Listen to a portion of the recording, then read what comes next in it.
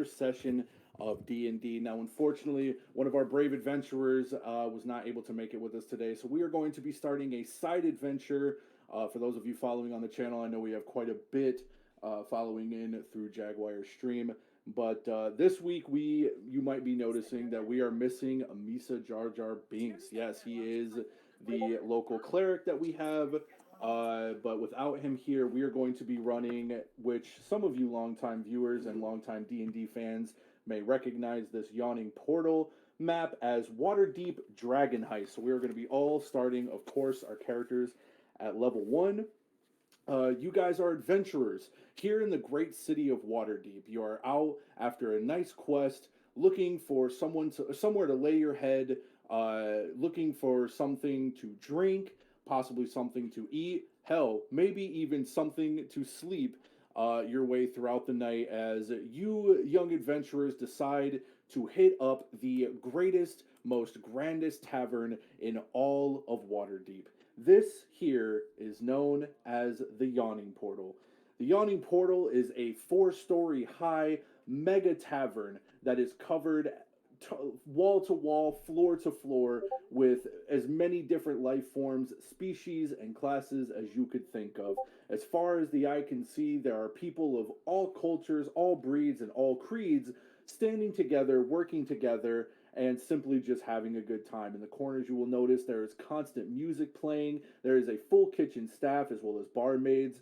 But what you might notice in the dead center of the tavern, and one of the reasons as to why you guys are here in hopes of finding another adventure, is a giant well.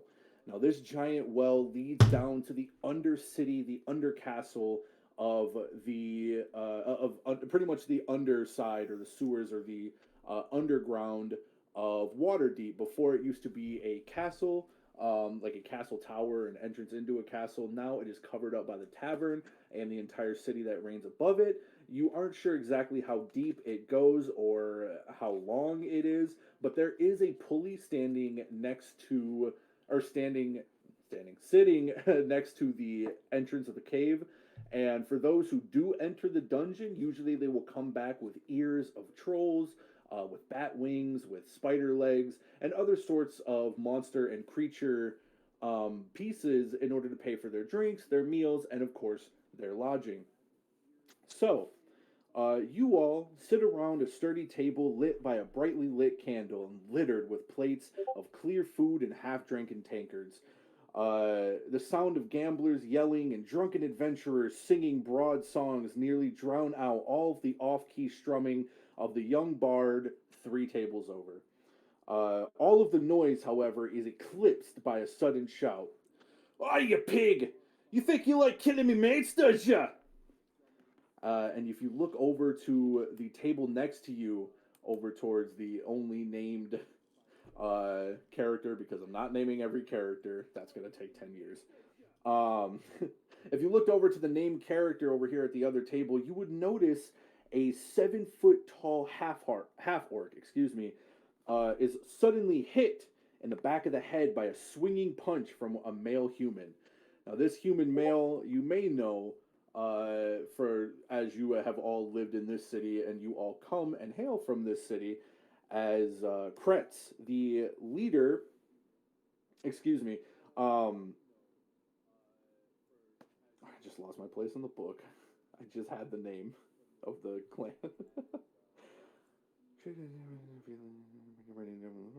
Anyways, okay, so you swinging punch from the male human whose shaved head is covered with eye-shaped tattoos.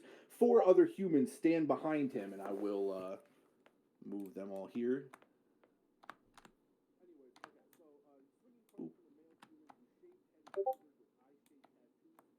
And we'll get to the leaders here in a second.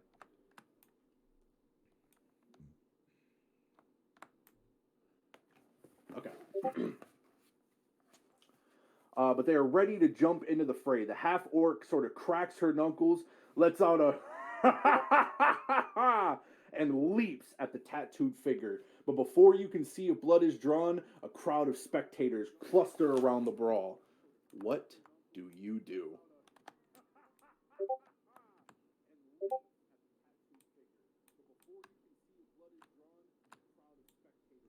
Don't everybody jump in at once. And okay, where are we at? Right here. You guys can see your names. You are all here on this table right here. Okay. The names are you guys. And these mofos are about to fight. Oh, they're not about to fight. They're mid-fight. The human male swung a mean punch at the. I moved the wrong person. A mean punch over at the 7 foot tall half orc barbarian, and when she sort of just turned around, laughed at his advances, and leaped towards him to begin fighting, or to begin essentially a bar brawl. And as the leader, they are. You would notice that the one that punched the girl in the back of the head, is the leader of the Xanathar Guild, of the human bandits of the Xanathar Guild. You recognize him from his eye-shaped tattoos, as there are many guilds in the city. This one you are aware of. But yes, continue. What do you do? Sorry, I'm writing all this. Well, I look at my two companions and I say, shall we move? Just in case it spills into our table, pick up your drinks. Let's watch. Do you agree? You guys decide not to get involved and just to watch? I start clanking my we have beers, right? Or something. Yeah, you all have large, Tankers. massive tankers. Not like regular tankers. These are like slamming it on the table and screaming, "Fight!" Yeah, I'm about to say, for you, for most normal people, like any medium-sized characters or tankers are a liter. Yours is a half-gallon Nice. of ale. So you guys kind of do you guys just stay at your table and sort of turn towards the fight? I'm sorry, I didn't mean to move you. Yes, we turn towards the fight, but also are ready to move if need be, if it spills into our direction. So, anyways, you guys decide to enjoy in some of the festivities. Of course, this here, along with the music and the gambling, watching a good bar fight is always something to get the adrenaline going and to just entertain yourselves throughout the night after a long day of adventuring. So as you slam the tankard down and scream out, "Fight!" you watch as the two swing blows at each other. Clearly, the half-orc woman is much stronger than the human male. Swings go back and forth as one of his fellow bandit members try to come in and side armor from the side. She immediately takes an elbow, bop, punches him right in the face, knocks him clean out. The other three, again, all tend to try to pitch in.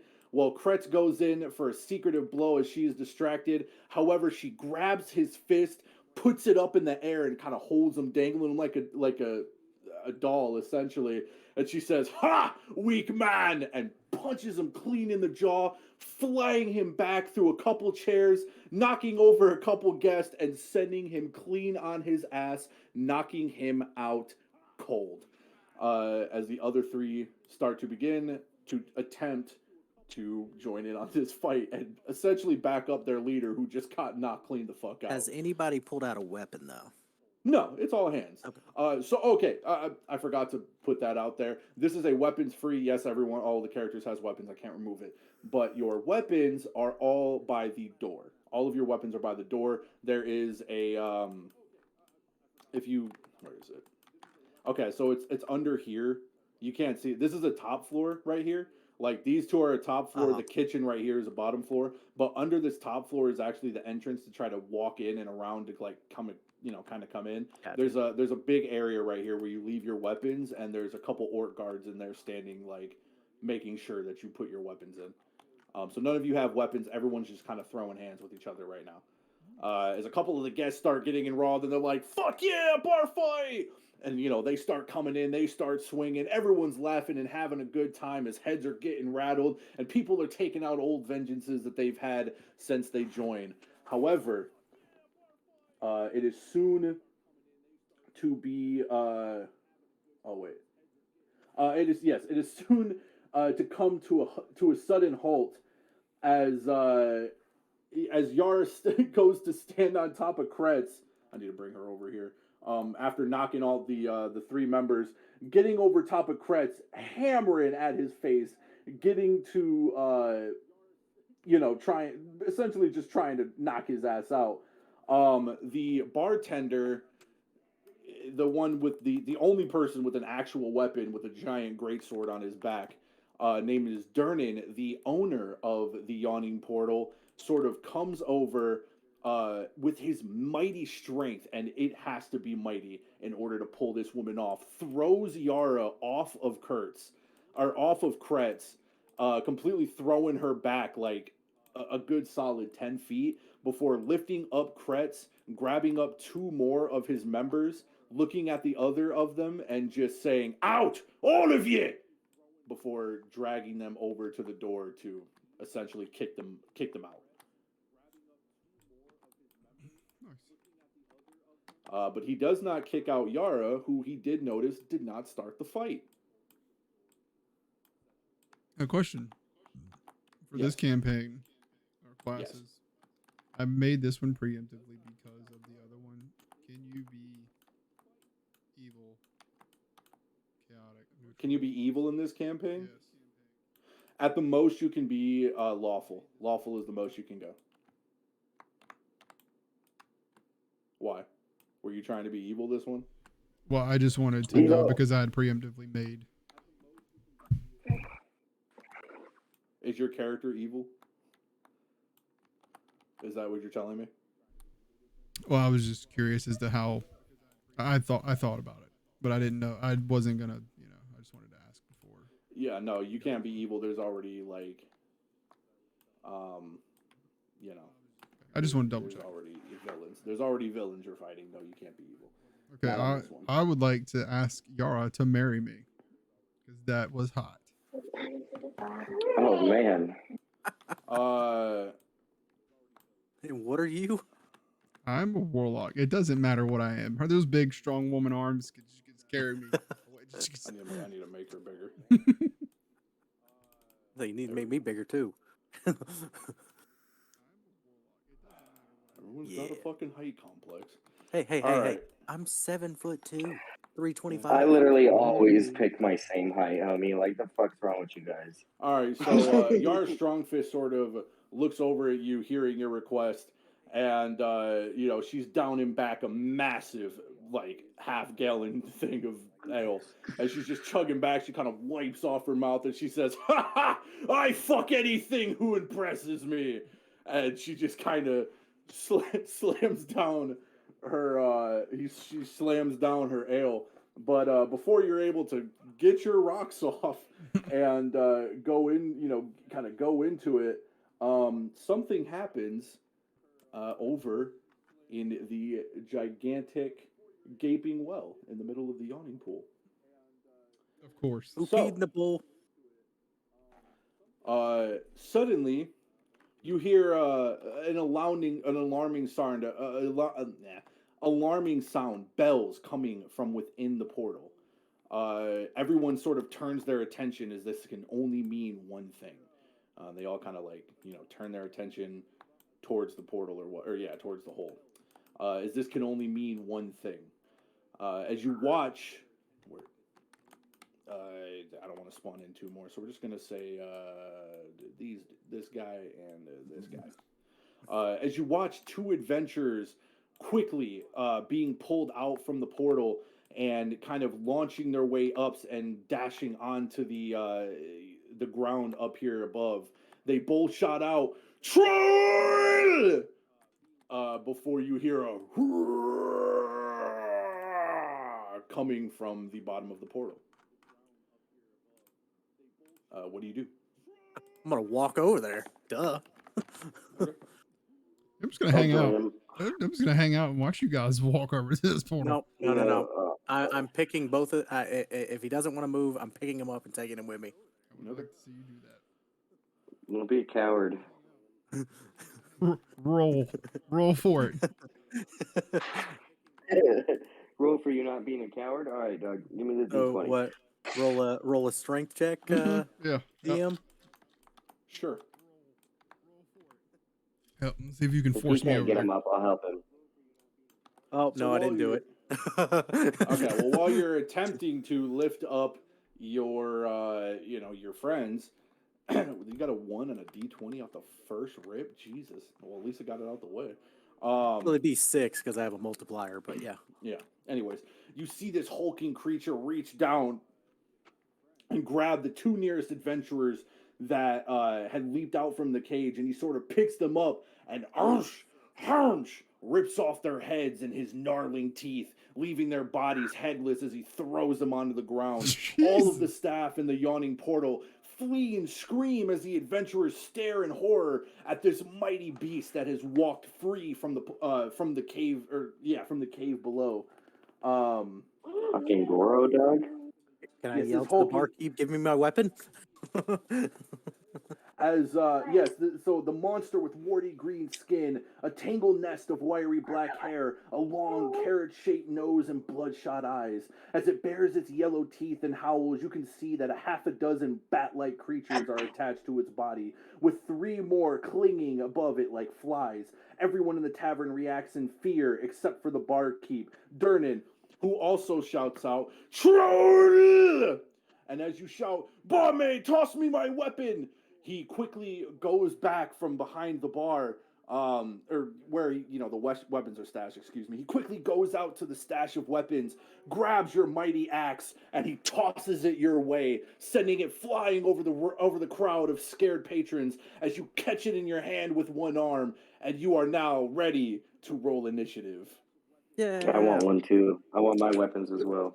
Did I even also get a throws Did I you even a get a weapon? He can throw them one at a time. Or do you use them? God damn it, Trey. Spells, I'm assuming. Yeah, I don't have a weapon. What do you got? Your little Well, wizard from wand, what Trey was saying, I was assuming he was just going to sit back while Mike takes the glory of this one. Oh no, I'm gonna get on the fight now. I wasn't going to go in the hole. Fuck that. Like, Not get in the hole, but All right, I I got didn't know if we you were- were going 21. to fight or not. oh yeah, I'll fight. 21. Yeah. As your initiative. Okay, that's 21. Where's my phone? That's where I keep my initiative. All right, thank you. I hope you guys are liking my DMing a little bit because I'm trying to get a little more. I'm trying to get better with each session we do. Was it D20 Oh, I plus? definitely am. So my initiative says +3, so it's whatever I roll plus that. Yeah. All right, so let me Okay. roll for Trevor. The hell is my initiative at? Oh, Trevor got a 22. Oh my god, dude. He's rolling fire tonight. This is gonna be fucking good. I got a 9. Sucks to suck, Trey. Yeah, thank God you got that one out the way. Didn't really want to fight anyway. No joke. It's alright, you weren't planning on being second anyways. You're planning on being third because we gotta protect you. Can't you Yeah. heal people and shit? I'm trying to get married. I'm not trying to fight. Make love, she's not Trey, war. getting in, she's getting in on this fight. You best fucking believe. Trey, Yar- she Yar's said you have getting to in on impress this. her. And So let me Trey, do you roll. have healing spells? No, I'm a warlock. Okay, so hold on. Trevor got a 22. 22. Trevor, and then Trey, you got a 9. Yep. Okay, let me roll. And I can just grab 3 20s. Roll. 15, 18, and 15. Hot damn. Okay.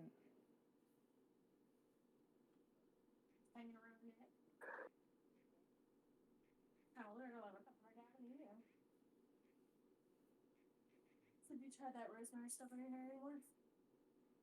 No, I did it yesterday. Today's not over. So second wind says once per short rest, you can use the bonus action to gain 1d10 plus 1 HP. Is that like a health thing? Fuck, do I not have my monster manual? Where's that at? I thought I had grabbed it. Mike, are you familiar with that? Get like rosemary and then like boil it for like 3 He's busy. I'm sorry, I'm grabbing up my Dungeon Master, my We can get DM it guide, this and my weekend. my monster manual. What were you saying? Oh, I was I saying don't one of have my any. Oh, fuck, 20 bucks where'd be it go? fine. Just real quick. Yeah. Second wind. It says once per short rest, you can use a bonus action to regain 1d10 plus 1 HP. So that's just like a health thing, right? Yeah, you just gain 1d10 of health Okay. every short rest. Or you Okay. have an action as a bonus action to use it. 291 is my troll. Okay, cool. Yeah, I didn't know if we started out with weapons or just basic weapons or. Yeah, you start with level 1 weapons and gear. I was I gonna say see. if you selected if you did it in your creation, you should have been able to select the weapon that you start with. Well, no, because this character was created preemptively for the other campaign, Thank you, baby. so it Yeah, started I out just with did nothing. swords and a breastplate. I Oh was gonna say gosh, I got a great axe, 2 hand axes, and a javelin. That's what a barbarian starts with. oh, I fucking love this book of monster manual. Oh, those things are easy. That's pretty easy to learn.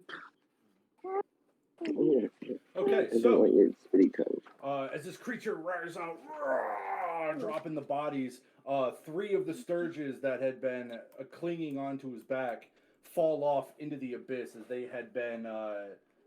They've all kind of been sucking his blood to make sure that they have enough strength to get up here, but they all kind of fall off. But 3 of them did remain, and the rot troll does regain its health. Trevor will be going first. Oh shit. Alright, Mike, zoom into the. Alright, so he's got 3 bats in him. Mm-hmm. They're called sturges. They're bat-like creatures, but they're essentially like bloodsuckers. They're like mosquito bats, essentially. If you'd Oh, like, I just- could send you a picture of it. Are any of them close to me? No. No, I'm looking at Mike's. they're all behind him. We're over on the other side. Like we're like 3 or 4 tables away from him. Fuck. I'm not gonna die like this. Okay, all I have is 2 swords, so I have to get in close. Okay, so I'm going to. Here's what a sturge looks like. My bad. Oh god. I'm going to. So he's in front of us right now, correct?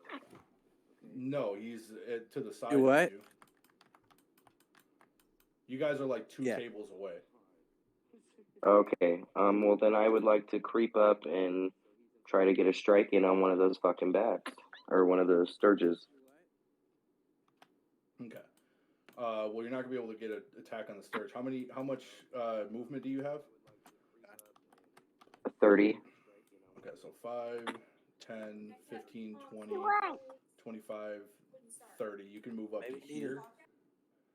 Okay, move then these yeah, guys fight. out the way. These Well, maybe other we need guys to have order kind you of a new like one. backed up to run away.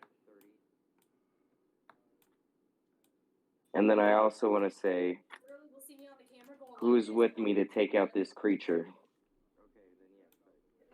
When you say that, Durin was kind of already making his way up here when he pretty much the barkeep and the the woman you seen Yara before kind of like raise their weapons as they're like yeah to essentially start taking out this giant creature. 20 million times. Just know I'm testing my people. Is there? Can I end my turn, or do I need to do? Is there anything else I I need mean, to do? you can do an attack if you'd like, but you can end your turn if you'd like to. Love you. Am I close enough to do an attack?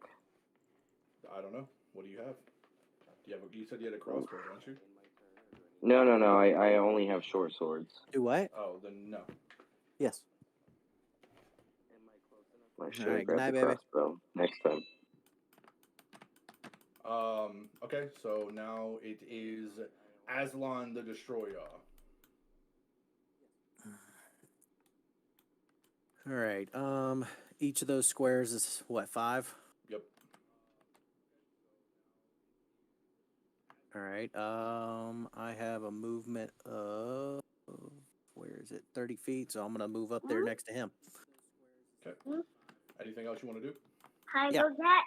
I wanna throw my javelin. 'cause it has Yeah, a- I was hoping you'd say that. I was hoping you'd say that. Okay, roll the hit.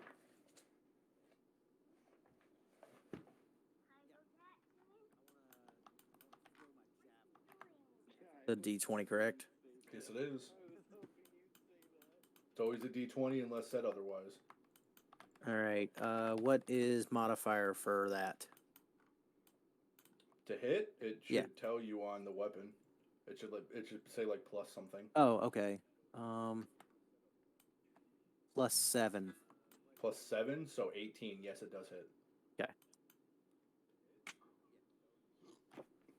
The hit/DC thing, right? Yes. Okay, yeah, it's +7. And then I Yeah. have to roll 1d6.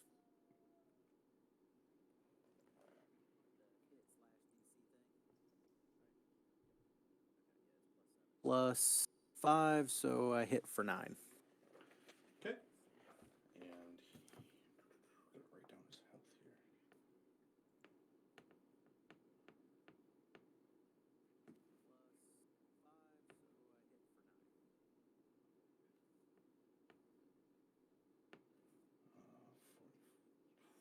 Okay. And they each have what? Oh, okay. God damn. Okay, and then you hit for that much, so it would leave. Okay. So you advance your way forward, running past the table, moving chairs out of your way, as you pick up your javelin and you sort of move and throw your javelin directly into the troll's leg. The troll just reaches down, grabbing the javelin, breaking it off and throwing it into the as it pulling it out of his leg, Yeah. but sort of just breaks it off and throws the wooden pieces off to the side. I was attacking the bat thing. I'm Oh, sorry. you threw it DM. at the bat? Yeah. Oh, I thought you threw it at the troll. What sturge did you throw it at? I guess the one on the right, like on the out towards the portal. Towards the portal. Well, it's Yeah. not a portal; it's just an entrance. It's a hole that leads. Yeah, It that. doesn't matter. So, anyways, you throw it at this bat-like creature, and it spears right through it, sending it back into the wall and hanging it as a mantle right over its fire piece. Sweet. It now hangs there, the Nice. corpse burning in flames, as you just kind of sweet. Puny bat. Okay. It is now Durin's turn. So the barkeep Durin walks forward. As he walks around or walks past his table, he kind of looks at you and says, "Ha! Nice shot! Watch this!" and goes in for a mighty swinging attack. Let's see if he. Let's see how mighty this is.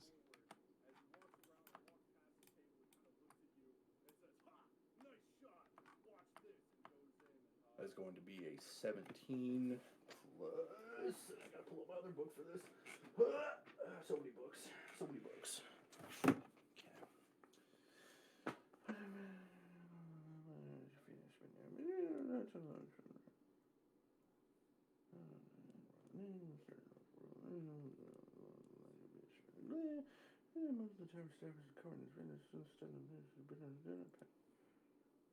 What's Appendix B? Where's that at? Is that in the context?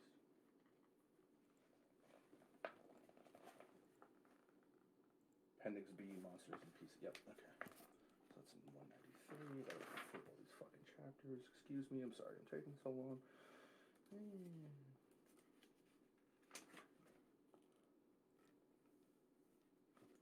No, not him. So what is real quick? What is a critical hit? Is that a 20?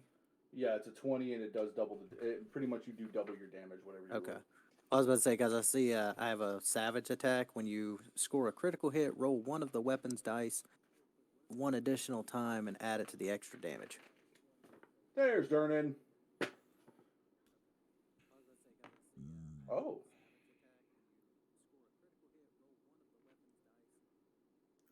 Jesus. Really?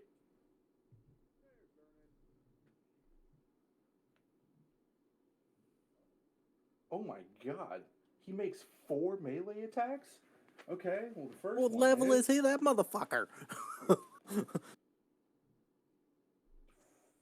Yeah, he's a strong. Okay, I guess that's why they emphasized how strong he was. So the first one hits the troll.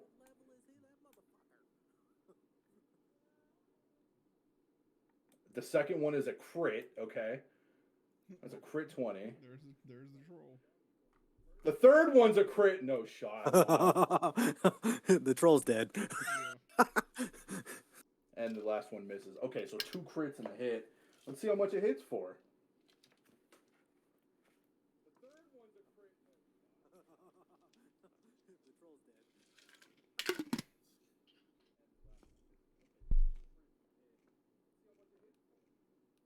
Oh.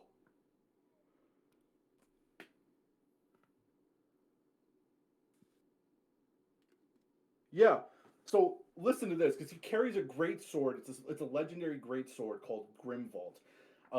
Melee damage attack is +8 to hit, reaches 5 feet, 1 target. Hit does 2d6 plus 4 slashing damage. However, if the target is an object, the hit instead deals 16 damage. If, however, the target is a creature and Durnan rolls a 20 on the d20 for the attack roll, the target takes an extra 14 slashing damage. And if Durnan rolls another d20 on a roll of d20, he lops off one of the target's limbs or some other part of its bodies, as if it is limbless. So he chops off its head. Okay. Oh my god. All right. Well, that was a fun fight. Okay. So No, it's not over yet. Still 2 little bats. So the great barkeep. I'm Everyone sort of watches around in awe as he grabs this massive greatsword that you would think is clearly too mighty for the strength of man. But he is able to wield it as he says, "Take this, you foul beast!" And he takes his sword and he swings it hard with one hand, slashing it through the creature's head. Its neck, spine, and skin rip and slash in one clean cut before its head topples over and flops onto the ground.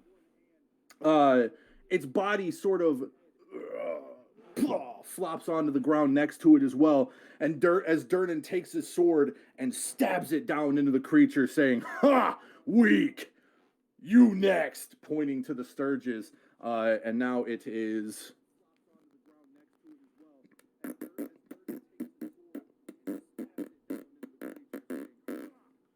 Yes. It is Yara Strongfist's turn. So as Yara runs up, she says, "Save some for me!"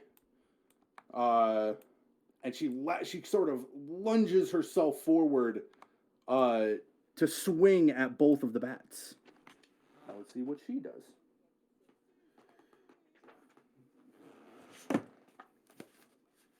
Oh, Yara. I don't know why I said it like that. She's like, save something for me. Or I don't know how the fuck to do that voice. We'll get to that one. We'll get back to that one. Don't worry. I fight anything I fuck anything that fights or presses. I don't fuck. I'm gonna have to go back. Sweet. I didn't do her voice a lot today. I'm not gonna lie. I was practicing more on other characters. Trey, looks like I might be laying down the law. Yeah, this might be his turn again, Trey, Doug. Don't be mad. The last one he had.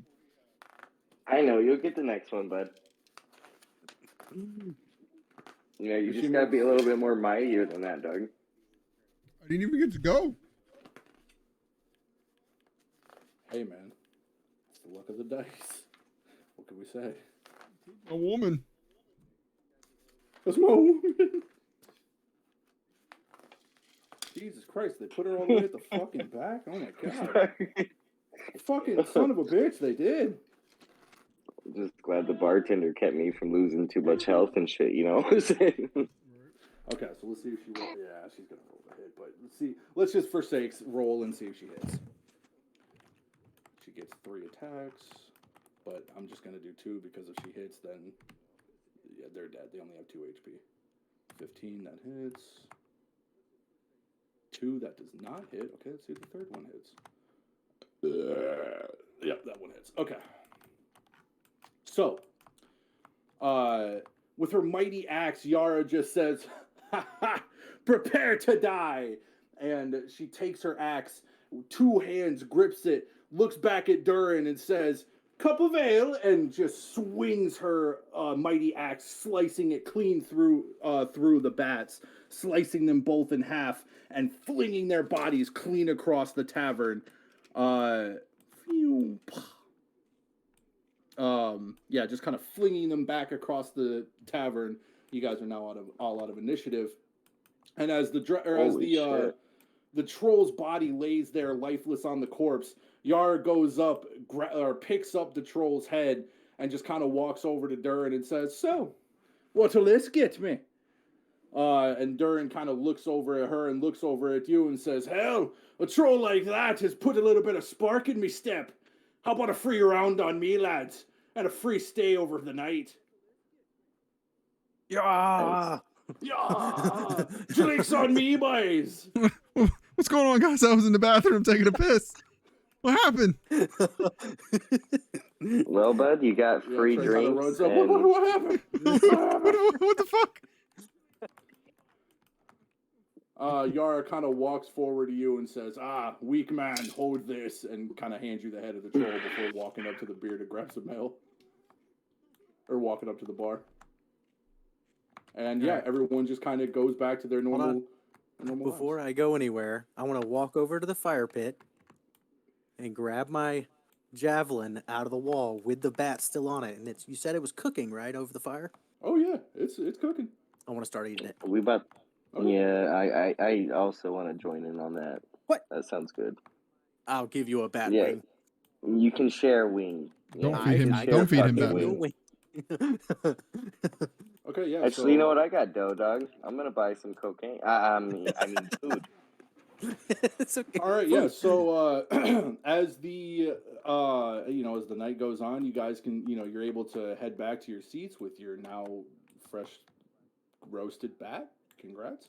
The night side, kind of goes back to how it was when you first showed up. The music continues playing. Everyone sort of goes on as if nothing really actually happened.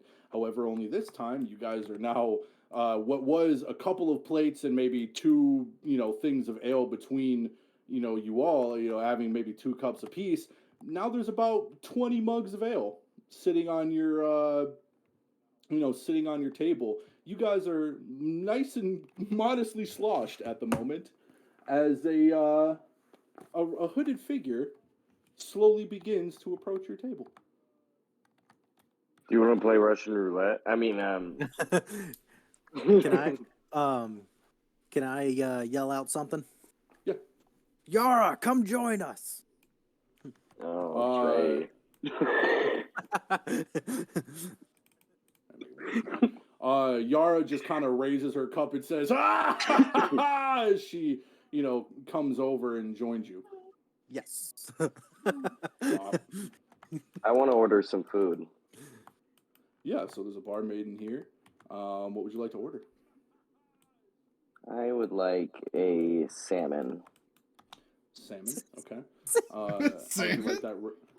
Yeah. No, that's fine. I would that's like. fine. You want to know what's crazy about this? Is I have a fucking book for this, baby. Come here, you. Come here. I want my salmon with lots of butter and lemon, and Hold on. I'll It's very I got this. descriptive. Don't even worry. Don't worry. I'd like the lemon pepper tuna, please. this is how I make salmon, dog. With pesto butter, with just butter, Nah, man, you gotta try it my way. You gotta put it on the grill, and you gotta put some honey bourbon marinade on it. No. You gotta try it my way. Not at all. No. You got to try it my way. Your way Pesto is butter. called catfish. My way is called I don't eat seafood. Exactly. Your way is called catfish. No seafood, dog. Nope, I don't do seafood. He will eat it, but he doesn't Has to go be out of his way prepared to a get certain it. way.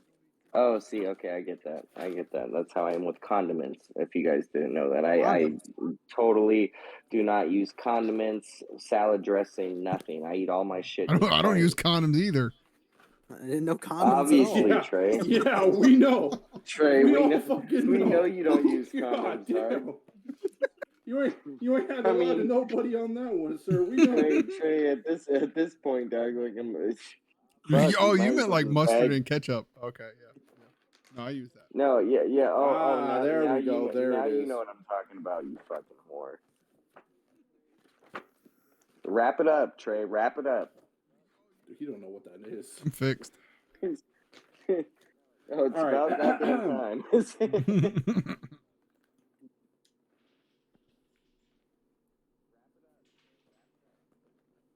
Okay. You know, eventually one of us need to DM so Eli can actually play a game. No, no, none of that. None of that. None of that. None of that. Now we don't need none of that. All right. Okay. So the woman comes up to you and says, "Well, actually, yes, we do have a dragon salmon if you'd like. It is caught in one of our famous rivers from a half-elven angler. They bring it back to the markets of Fairhaven. The traditional preparation of this enormous salmon that spawned in that river, like much else in Andar, relies heavily on the sauces. In this case, it is a butter and dark wine reduction. The aristocracy, the fanciness. Aristocrat? Yeah. The fanciness of it. Like most of the people that had come, or most of those who serve it in restaurants here in the city, only serve a tiny fillet before moving on to a further course. But here, we decide to serve the entire dragon salmon. It's enough to I am feed a sharing family if this. you would like it, but yes, I would love to share this with everybody. absolutely, it comes with salt, pepper. We cook it, of course, in some natural tasting oils. We have some unsalted butter, a few shallots that we throw into the mix that we like to baste on top of that. We throw in a little bit of thyme, and if we are able to, we like to get a nice medium-bodied red wine, maybe a Pinot Noir or a Zinfandel with a little bit of chicken broth that we just sort of use as a reduction for that salmon. Does that sound good for you tonight, sir? Yes. That sounds absolutely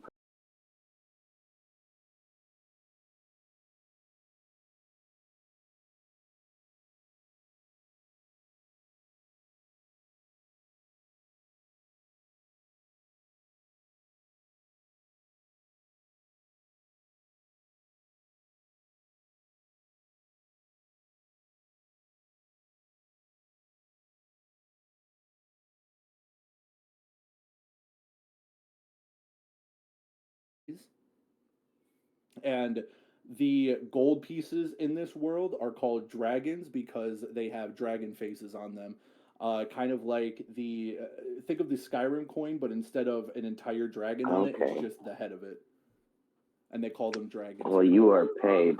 You have this one, and also, I want you to have a few silver pieces on me, and just to thank you for everything that you've done. Oh, you are quite kind.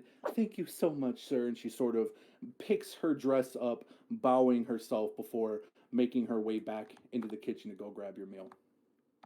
That's how you do it, boys. I mean, have some class, Trey. Is there anything else you'd like to do before? Is there anything else you'd like to do before meeting this new figure? I would like to tell the rest of the group, get ready for a meal. Put your little dirty bat away. I've already eaten the whole thing. T. It's You'll been probably hours. You'll probably get like space herpes or something, dog. I'm worried. I have a stomach of steel. I can eat anything.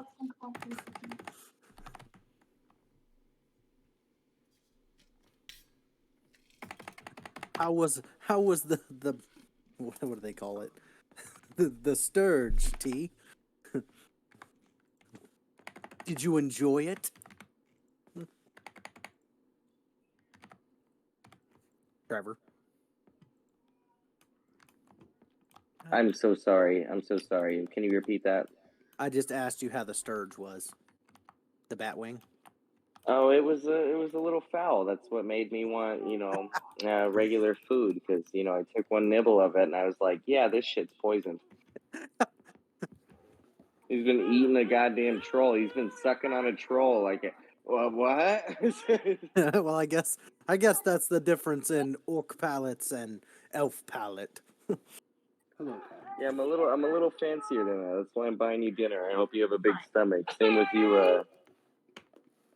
Anything you bring in front of me will be great appreciated, T. Oh, How about yeah, you? you'll enjoy it. Sadistic? Yeah, eat I'm some fish for once, dog. This will be bomb. no, I'm good. I'm strictly a vegetarian.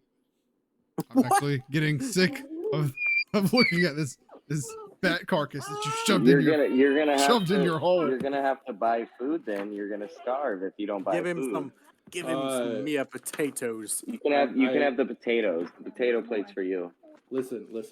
Before we get off to that, I have an entire vegetarian elf prepared menu. Would you like something, Trey? Why, yes, I would.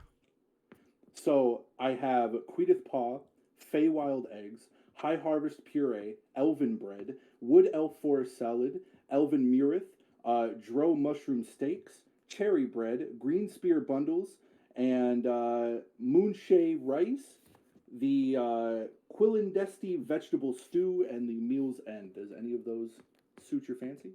The Dro steak mushrooms sound bomb. Excuse me, Barkeep. Could you repeat that menu again? Oh my god. The Queeth Paw, the Feywild Eggs, the High Harvest Puree, the Elven Bread, Wood Elf Forest Salad, Elven Murith, Dro Mushroom Steaks, Cherry Bread, Green Spear Bundles, which is essentially just, don't you meow at me, asparagus, Moonshay Rice, Quallin Seti Vegetable Stew, and a Meal's End. Is there any of that you would prefer? One more time, if you don't mind. Yes, of course. We have the Quith Paw, the Feywild Eggs, the High Harvest Puree, Elven Bread, High Elf Forest Salad, Elven Murith, Dro Mushroom Steaks, Cherry Bread, Green Spear Bundles, Moonshay Rice, the Quallin Seti Vegetable Stew, and of course our Meal's End. Is any of these up to your liking? I think I'll just stick with the beer. Ah, of course. Well, if you need anything, you know what? please let me Actually, know. can I give her a couple silver coins for dealing with my crappy ass friend? There's some copper coins, bro. How many exactly? Because remember, you have to keep track of this. I know. I've been keeping track of it on the app. I've been removing everything. Okay. I want to give her. You can. I want to give her 5 copper coins. 5 copper. She takes it in her hand and she says, "Oh, you're again too kind. I'll make sure to bring you some elven bread for your troubles. Thank you." And proceeds to walk off back to getting your meal prepared. You're such a prick. You're such a prick. How much money do we have? How much money do we have? You have 30 gold pieces. No, 20 gold. God damn it. 20 gold pieces. 20 gold, 30 silver, and 50 copper. I fucked that up every single time I have had to say it. I want to let that be known. But okay. Well, most of the time when we asked you, you were in the middle of doing stuff. So, now that everything is done and you guys are all grabbing your food and your shit and your drinks and fuck you, Trey, you notice a mysterious figure slowly approaching your table. The figure who approaches you strokes his mustache and adjusts his floppy hat.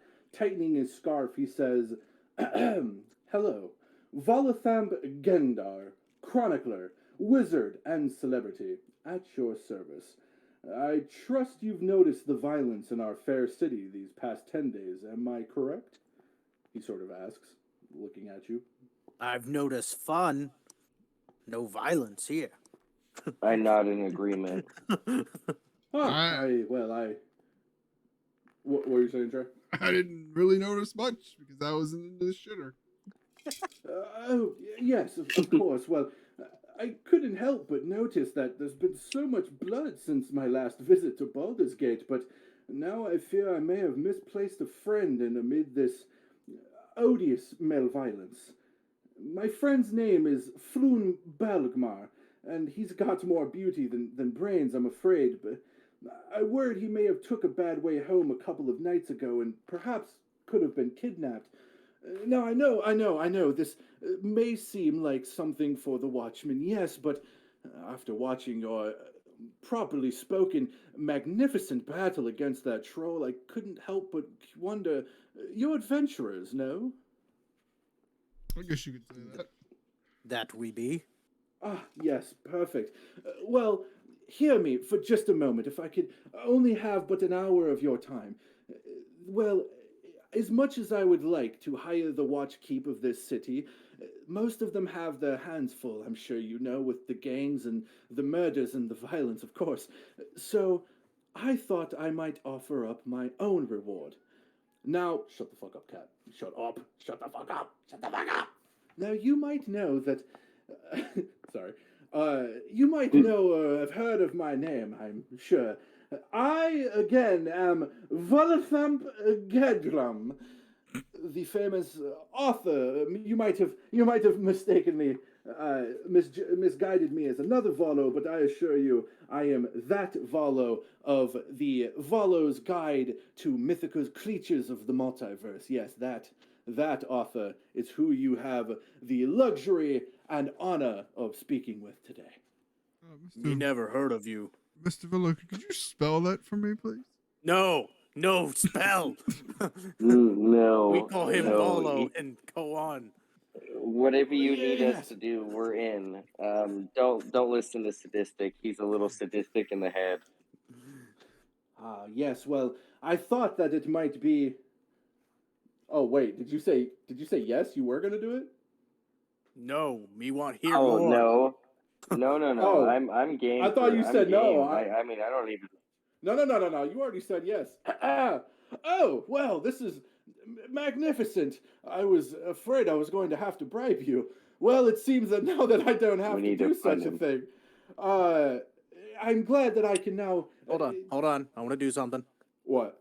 So I want to slam my giant tankard on the table and say, "You need bribe, or I stop listening." And I hold up. He mentioned the bribe. I didn't even think of it. No. So I'm not talking to that. Roll an intimidation. Okay. He Good can thing pay I- for it. He can pay us. Good thing I intimidation is a I have what you call it in it. I'd say, yes, sir. Good. Okay, don't Volo. roll. I just rolled a 1. Don't roll. It's okay. Okay. I'd say, you good, save good your- Volo, save the- sir. My save the- friends are quick to run off and aid you, but I only work for coin. No, I already intimidated him. Yeah, you intimidate him. Seeing this, He's paying us. before I start this, are you guys taking Yara as someone in your adventure? Are you taking her with you on your adventure? If she wants to join you. Well, Mike. Yeah, sorry, Jay. Okay. There's a fourth party member. Who would like to role play as her? Because I'm not role playing another character. Mike's gonna fuck if she's gonna be. In the party the Come whole time. on, Eli. God damn it! Fine. All right. Anyway. Yes. Yes. Hate this shit. Make him roll for everything. Valo sort of. He says, of course.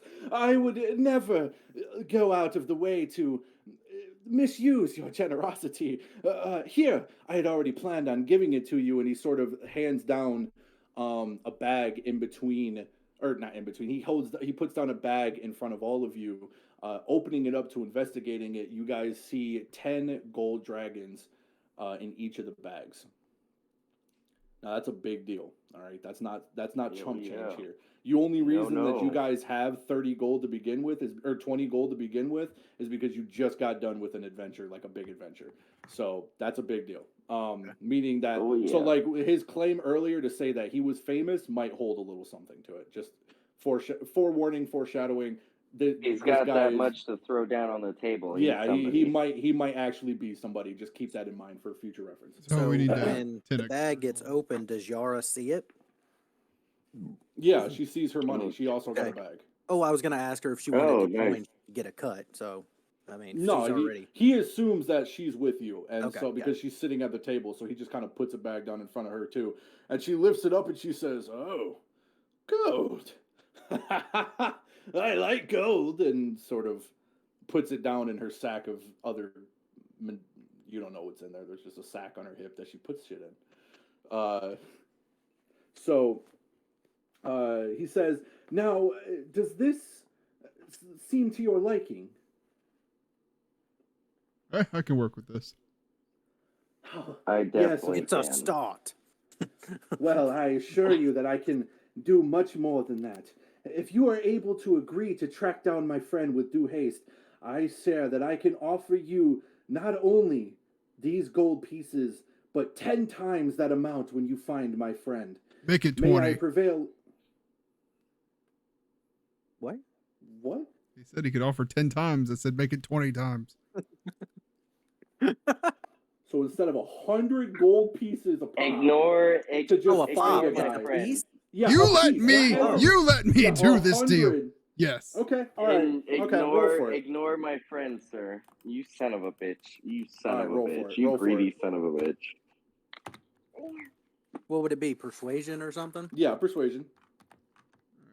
Oh God. Fucking asshole. Mine's horrible. It's -2. Yeah, roll the persuasion. What do you get? I You don't beat got, it. hold on. You don't I got beat a it. modifier. No, you don't beat it. Trust me, you don't beat it. This man's persuasion is off the fucking chain. Oh, okay. Well, so 15 doesn't work. No, he rolled a I- 26.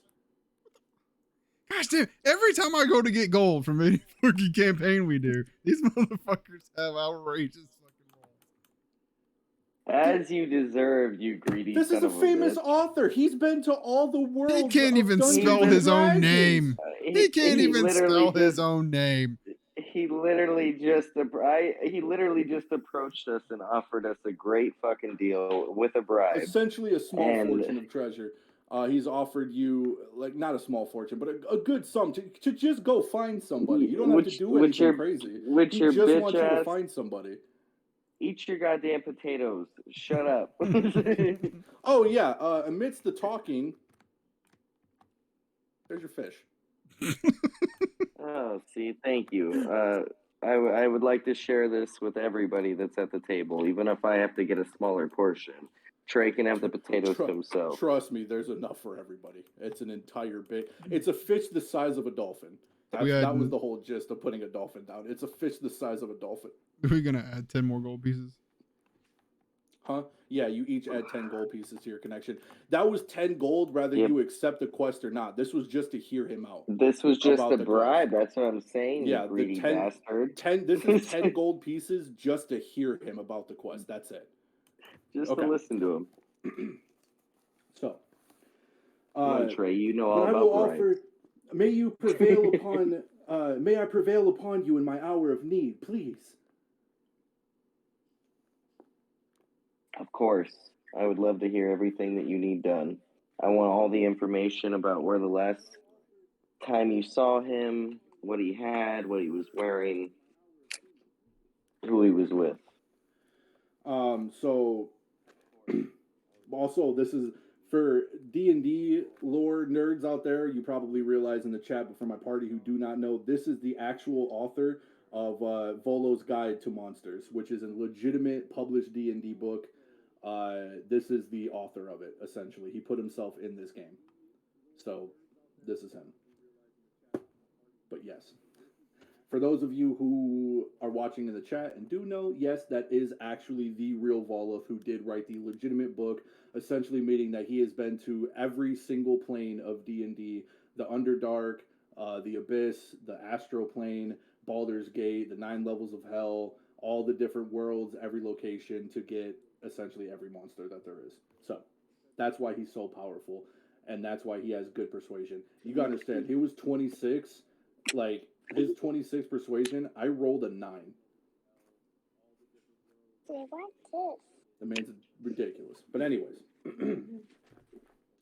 So, you kind of see Valo get a little bit embarrassed to admit what had happened, but he says, well, I'm afraid that we were be getting acquainted at a not so well known establishment in the docks of town. Now, you may or may not have heard of this, and for all of you who have backgrounds in the city, you do know of this. He was seen outside, or last seen outside, the Skewer Dragon. It's of course, a Zenitrim-owned tavern. It's between, I believe, Net Street and Fillet Lane on the Dock Ward. But I do not know exactly what had happened. Last time we had met each other, we had shared some drinks and, of course, a wonderful night together of laughter and gambling, and, well, I thought everything was fine, but it's been about 4 days now since I've seen my friend, and I'm afraid I don't know where he has gone. Please help me.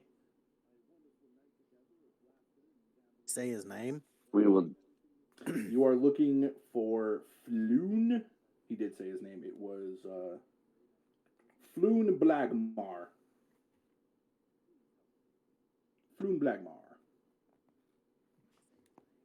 And you found out that Floon Blagflar had actually met Volo 2 days ago at the Skewer Dragon. They drank, they gambled for a few hours. Volo left. That was when he last saw Floon.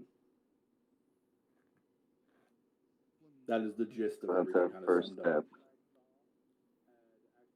So I would like to tell him that that'll be our first clue. That's where we will be heading to check out and talk to anybody we can to get some information about Floon.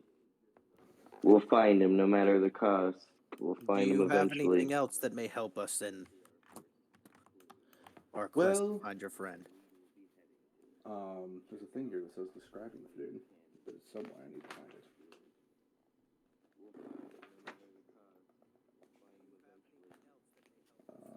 Also, maybe a description. I would love a description. Well, that's what he's trying to find right now. Trying to find it. I just had it. But also, I want to know if he'll give us anything else that might help us. He does not. Damn. Thought maybe he had some type of magical item or something. He might, but he doesn't give you anything. Bitch. He doesn't want to find his friend. I just want to know where where he's at, his regular spots type of thing. Well, he only met him 2 days ago. So you accost me for he trying left to get it, more he gold? met him at the wait, what? So you accost me for asking for more gold and you're trying to get more shit from him? Anyways, Yeah, oh yeah, fuck you, Mike. Stop being greedy, bitch. Yeah, right. Mine was different than just asking for money. Mine was seeing if he gave us any key items or something. So when you ask for his description, Volo describes him as a handsome human male in his early 30s with wavy red blonde hair. He is dressed in princely garb. When Volo last saw him 2 nights ago, yeah, that's about it. But yes, Volo does recommend that you guys start your search over at the Skewered Dragon. Alrighty. Looking for a ginger. Wait. Let's eat our meal that I just paid a coin for, and come on now. Let's eat our meal. Shall we rest? Eat our meal. What time of night it is? Yeah. Let's eat our meal, rest, and then go.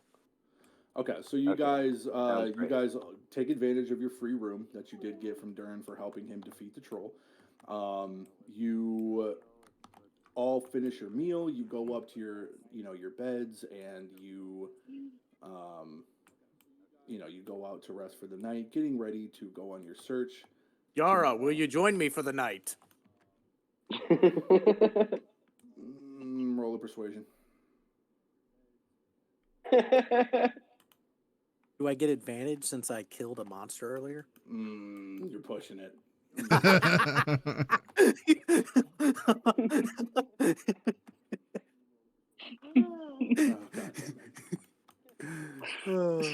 Oh god damn it.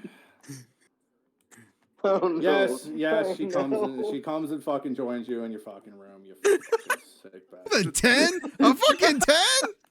Yeah, I rolled real low. What the fuck? I've been rolling low. Oh, except for the yeah.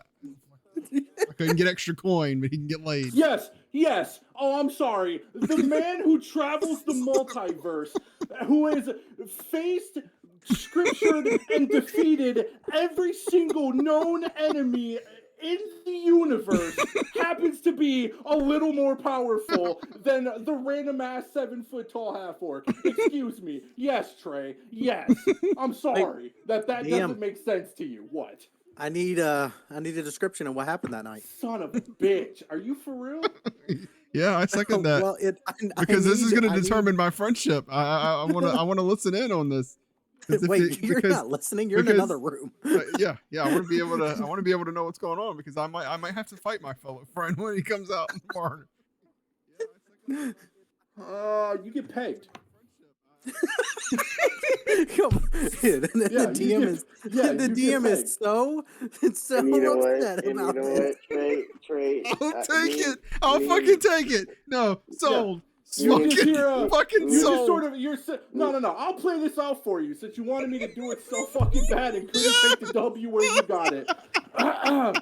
So you decide to all go up to your rooms for the night. It has been a very, very tiring evening, except, however, not tiring enough for two of your half-orc friends who decide to go play at top of one of the rooms, and they definitely are going to play.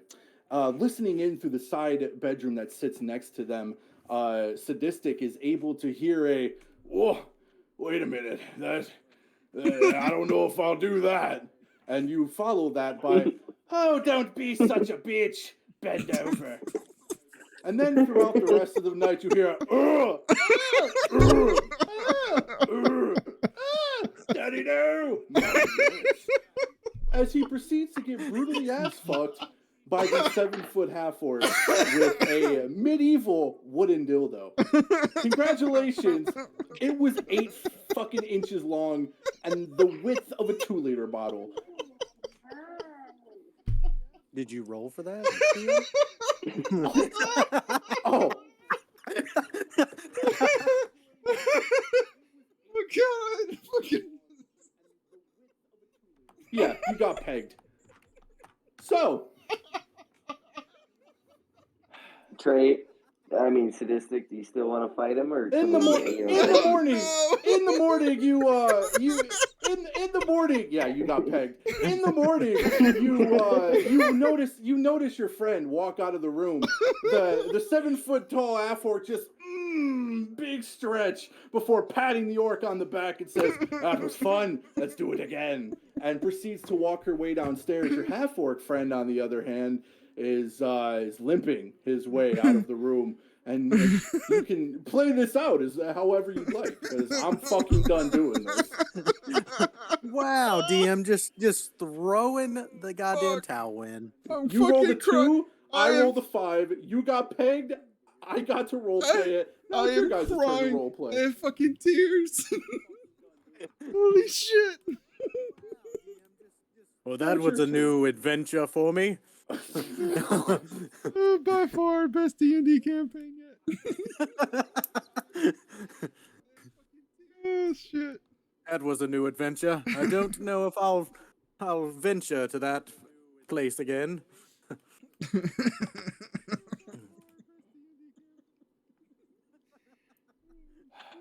Anybody got some pain relieving salves with them? Damn, my fucking stomach hurts so bad right now. I just want to let it be known you could have took the W, all right? I just want to let that be known. But no, you wanted me to roleplay it. Well, yeah, because I actually want immersion. Duh. God, that was immersive as fuck. Yeah, I absolutely love it. Fine by me. Oh man. On another episode of Damn Kind of Missed This. We just found out some shit. Well, I mean, last time it was Trey misses. Oh god. Okay, now. You guys' things went somewhere. Huh? When you moved the board sideways, it went over top of the characters over here, and 2 of them disappeared. You know, Launched. his character's name is Sadistic, right? Yeah. Yeah, Sadistic. I can't believe you asked that many questions to the waitress and you didn't even throw her a little bit of money. You son of a bitch. I'm surprised you gave her that much money and didn't lay it down. Well, I'm now just that trying I see how every that's time. gonna go. She gave us elven bread, and you know, I just like to You could have respect gave her one your another. elven bread. That's not important to me. People are. God.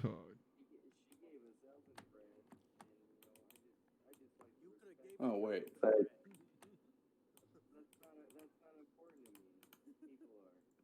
elven bread, you son of a bitch. That was so clever. So clever.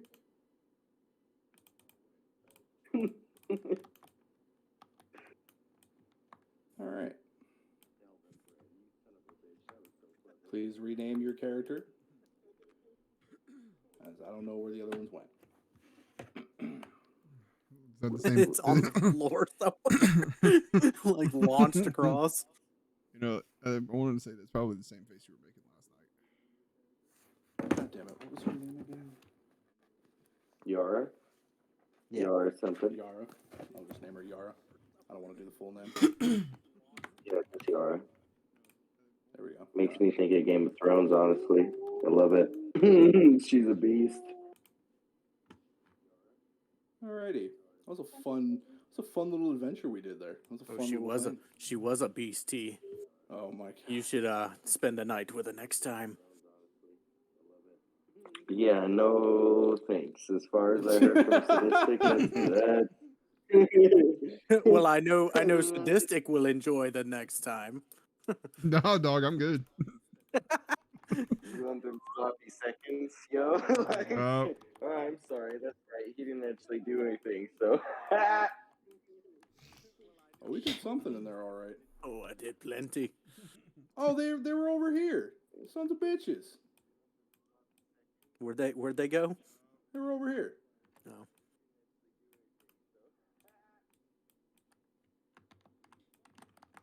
Okay, so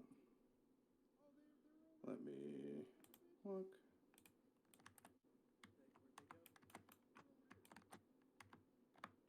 Bop. Look. Bop. this is absolutely wonderful. So Eli, have you pretty much gotten to the point where you just like DMing and you don't want to play D&D anymore, or? I don't know. I mean, if you actually want to do it, you can. It doesn't matter to me. If you need anything, do you have to I pay? have. Do you have to pay to get all this stuff on tabletop? What I'm making? No. I don't know, dog. I kind of disagree because right now Elijah's on a fucking like a Oh, do hot you have to streak pay? of Yeah, DM. do you have to pay doing D&D shit? Yeah, I gotta buy the fucking. You have to buy well, unless you're gonna do homebrew, but I had to buy a campaign book, the Dungeon Master's Guide, a player handbook, the Monster Manual. No, I was meaning for tabletop. For tabletop. No, you don't have to pay for any of the shit. All of this stuff that I have is a big collection of things that I've downloaded from the Steam mod page. Gotcha. That I just sort of increment. I have like 40 downloads right now, and I just increment little bits. I just grab little cool things from here and there that I use for all of this. Gotcha. So, where are we? Yes. Blood in the streets. Yes. So, as our adventurers travel through the Dark Ward, they come upon the aftermath of a bloody clash between the Xanathar Guild and the Zentarim. As you turn a corner, you find yourself on a street that has been cordoned off by the City Watch. Lying on the cobblestone are a half dozen corpses, seemingly the victims of some terrible skirmish. Watch officers have disarmed and arrested 3 blood-drenched humans who are just dripping in the blood of their foe, and are in the midst of questioning witnesses. One of the officers sees you and says, "Get on! Nothing to see here," sort of like sending you off onto your way. And of course, you guys are able to answer some questions if you would like. maybe a little Yes, I do. I would like to. I would like to ask him what's been going on here. One of the Can we do a guards. perception check? Are there any people just standing outside the cordon zone? So yes, you can do a perception check. Okay. Oh, I want that too. I got you. All right, I got a 4. He got a 12. Okay, 12 plus. Multiplier for me is 1, so I got 5. And what is yours, Trevor? Your perception multiplier? My passive perception, or I'm No, sorry. it's in skills. Okay, it is -1. Okay, so he gets 13. Okay. Or So the 11, skirmish sorry. that, from what you can tell here, the skirmish that occurred here represents an escalation in the conflicts between the Zenitrim and the Xanathar Guild. A dozen of the guards of the City Watch have arrested 3 bandits. That's what you can see. A dozen of the guards have, you know, these of the guild because you guys, again, have lived here in this city. That's how you know it. You guys recognize these guilds. You recognize who these factions are. So you recognize that the bandits who are dead are between the Zenithrim and the Xanthar Guild. The City Watch right now are currently questioning witnesses. So yes, there are witnesses in the area. And seemingly from what you can tell, they're just sort of waiting for the wagons to take away the criminals and the corpses. The survivors of the corpses, the 3 men drenched in blood, are all kneeled with their weapons sort of taken away from them. They're all kneeling with their hands behind their head, most likely to be accused of murder, essentially.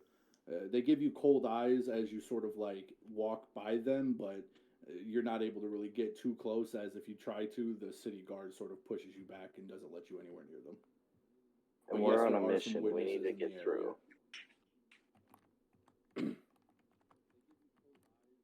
We need to get. Where are we? I'm so sorry. I can't remember where we're going now. The skewered dragon. Skewered dragon. That's where. Yeah, we need to get through. Can I ask him if we can go through to get to the skewered dragon? No civilians beyond this point. Move. Is there a way around? Yes, there is. So essentially, my bad. You guys are actually right here, and I'll grab a little pen here. You guys are right here. Right here, in this circle, this is where the bodies are. And this, you know, is the road that takes you straight to the Skewered Dragon. But there is another road. This is the actual map. Like, what you're looking at here is the actual legitimate map of Waterdeep. So, as you are from here, you do know that there is another way that kind of leads around towards up this road right here. In the bottom. Oh, I don't know. We'll take the back way. It's a little bit longer, but yes, it is another way. Hang on. So you choose to take the other way then? Yes. I do. Do you guys agree? Back. I gotta help Kaylee. Yeah. Do you agree, Mike? He's going to help Kaylee. He agrees. He concurs. So he's just going to kind of come. Yeah, he's going to kind of come along with you.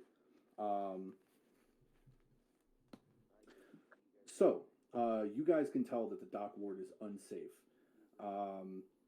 Tall, densely packed tenements leave most of the neighborhood in shadow at ground level. Most of the street lamps have had their glass smashed and their candles stolen, and the smell of salt air and excrement linger as you pass by rows of run-down buildings. And this is sort of all for this. You know how, like, earlier in our first campaign, I explained this area as the slums? This is literally what it is. Yeah.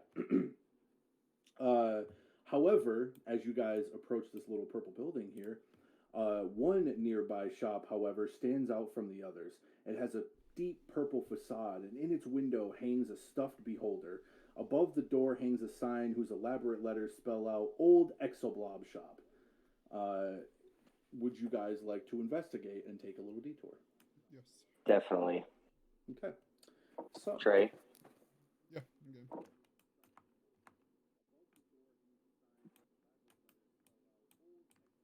We need to buy as much stuff as we can for our mission.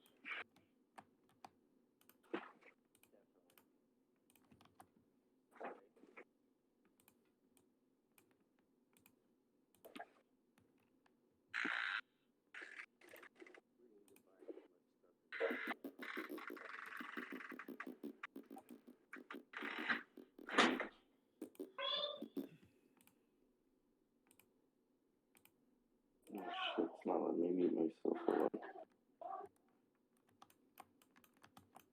Oh, that works perfectly.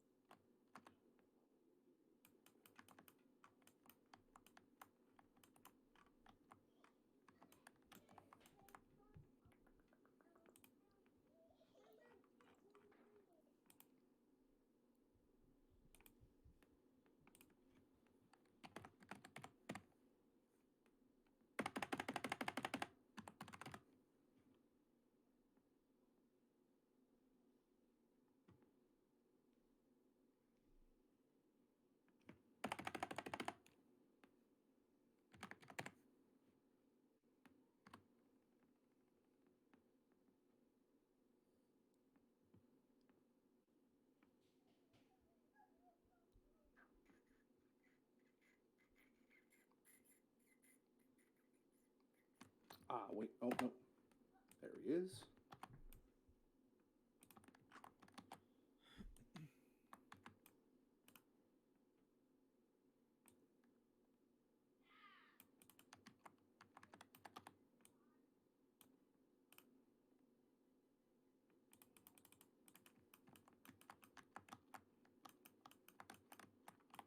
And I need to get you guys a little bit closer to scale and comparison.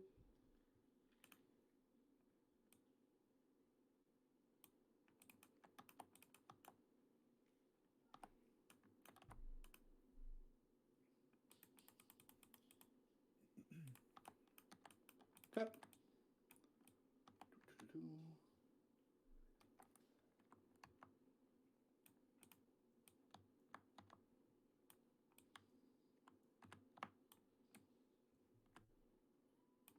Let's not have the dumbest ones in the front, actually. There we go. Gives it a little more time to... All right, I'm back. Welcome What I back. missed? You guys stopped or seen a sort of a purple shop on the way, or a purple building, which looked like a shop, and is called the Old Zeoblob Shop. And it was on the way to the tavern. You guys decided to stop in on the way. Gotcha. So, a cloud of lavender-scented purple smoke trails out from the shop doors as you peer inside. Every wall is painted purple, and every dusty knick-knack on the shelves is a deep dyed velvet. The hairless, naked gnome. Yes, this gnome is completely butt naked. Get a little leaf. Yes, he does. There is a naked gnome, or old gnome, sitting across, ledged on the counter, in nothing more than plum-colored robes. So he's naked, but he's got like some robes on him that like kind of drape over, but you can still see his cock and balls like hanging out freely over the counter.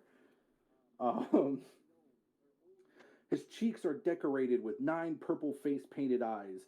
The gnome sort of looks at you coming into his shop, a purple pipe in his hand as he blows out a giant puff of purple smoke. Hail and well met! Come browse the shelves of the most curious curiosity in the shop of Wells.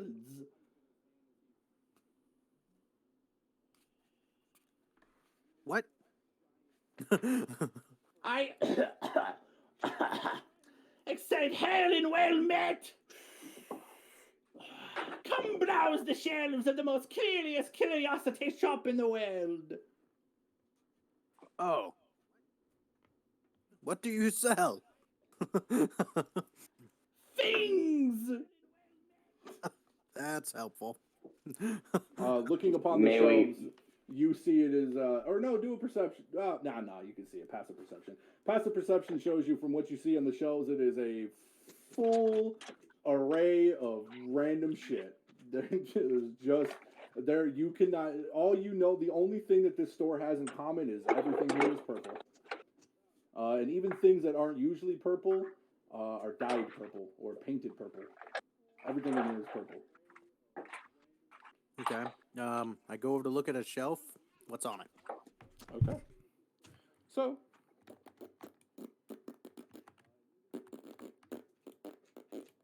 Oh, that wasn't all of you. Do you all go to look at the shelf? Yes. I gotta stop doing that. That's one of my biggest flaws, is like moving all of you guys at once. Okay, so you guys decide to say, you go like, oh yes, we'll go shop, and he says, yes, take your time, don't mind me. And he's an old naked gnome sitting here just sort of smoking his pipe as he watches you look through his trinkets. And I again have to pull up an entirely new book for this.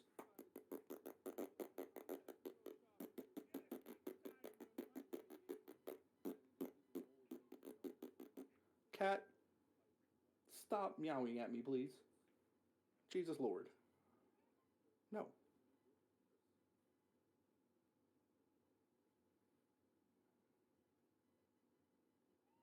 No. You're not going outside. Stop. Okay, let's see. Chapter 5.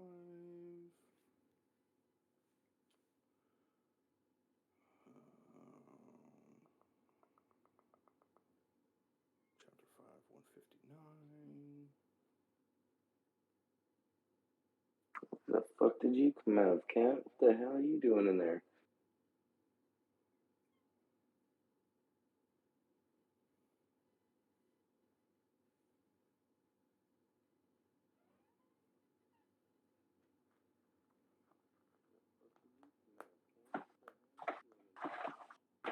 Cat, you acting cute is not gonna get you shit. Stop. Jesus Lord, you're driving me nuts. Stop. Okay, so everybody roll a D100. Do they even have one? Yep. You guys all have one. Not on Even this if they thing, do we? Yeah, not on the thing, but you all have a D100 in your bags. Okay. Everybody roll a D100. Why are you taking my shit, Trey? That'd be a 40. You're on my side.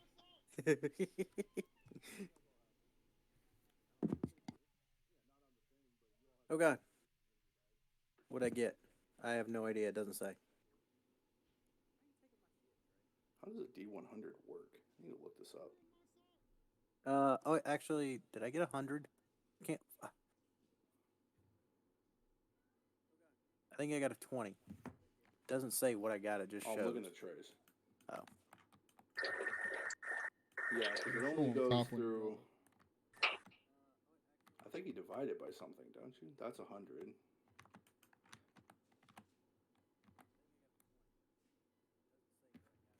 And an 80. Hold up. I need to look at how a D100 works.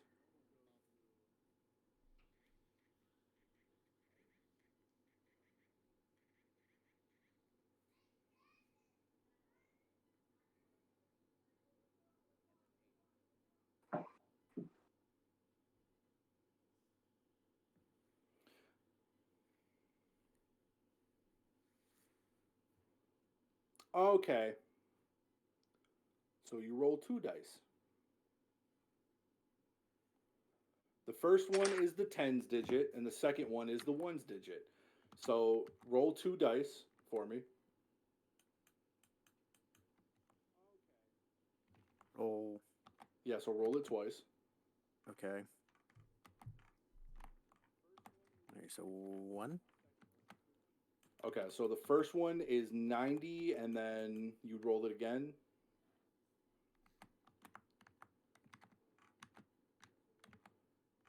Two. So it'd be 92. Okay, that's for me, and now let's go for Trevor. Oh, thank you, sir. So that's how it works. You get the first one is your tens number.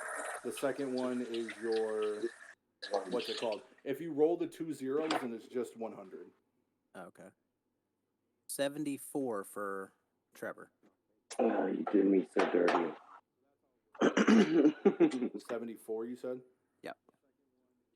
Okay, so Mike, you got 92. You find an ornate brooch of dwarven design. Nice. You got a brooch. Do I have to buy it? Nope, that's just what you find. What does it? What does it do? What is it? It's a brooch of dwarven design. Okay, I'm gonna go. I'm gonna go ahead. I'm gonna. You're fancy. You got a brooch. Yeah. Look at you. Pin it on yourself, brother. I'll do it for you. Can I ask the naked gnome what it is? I don't even know what it is. Let me look.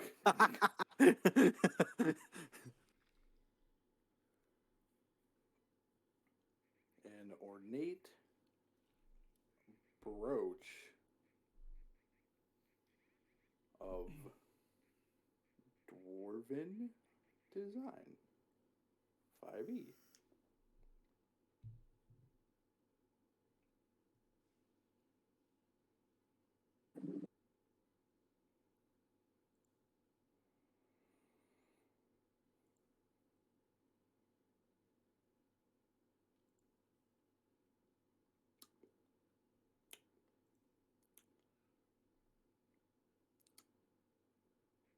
Okay.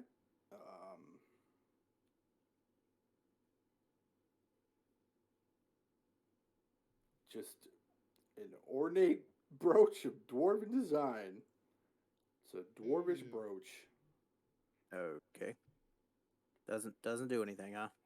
Maybe give it as a gift to a dwarf at some point. Maybe. How much is it?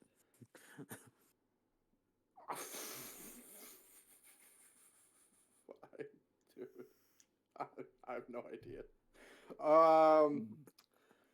The old naked gnome looks at you and he just. I could give that away for a silver piece or a silver dragon. Sure. Why not? So you toss him a silver dragon and he takes it and he sort of bites it to check that it's real. And he doesn't have a pocket, so he just kind of tosses it behind him into his little thing. But, nope, I can't say that. Never mind. You don't see that. So he just throws it behind him. I'm bad at DMing. I don't know why I do it so much. I'm not a good DM. All right. 74. That is not true at all. You fucking know that. 74. Trevor, you get a fan that, when unfolded, like a Japanese fan, it shows a Okay. sleeping cat. No. Oh, dude, I love me a sleeping That's cat. literally all it is. Yeah, you find a sleeping cat fan. Yeah. Would you like to purchase it? We make it. Can I ask him how much it is? He looks at you and he says, the fan that my grandmother gave me when she was sewing a lee lad. Oh, I don't even know if I could give it away. I don't think I could. It's too precious for me. 5 copper.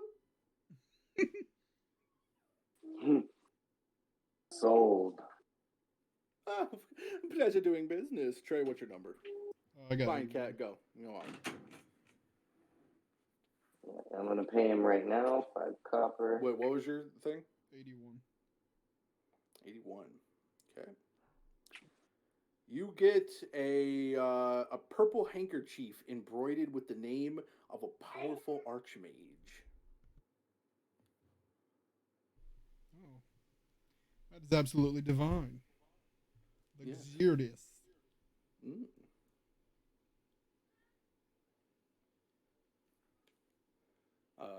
Would you like to purchase this fine dubious weapon? Not weapon, handkerchief. How much is it? Oh, the purple snot rag of Hacksack the Fat Cack. I don't know if I could give it away. It's too precious to me. I love it so much. I'd give it for, I don't know, 8 copper. Okay, I'll take it. Oh, yes, dubious. And you throw him the copper pieces, and he takes them and he just kind of chucks them over his shoulder. But you don't see them hit the ground. You just kind of see him get tossed behind his shoulder. Now let's roll for Yara because she's a part of it. Why not? What does she get? What, baby? 20. Mommy had it last. I don't know. 24. Are you meowing to come back in? Is that what you're doing? Okay, don't meow to go back out then, because you just meowed to go out, and then you immediately turned around and meowed to come back in. See this right here? This is why I yell at you, cat. This is why you get yelled at.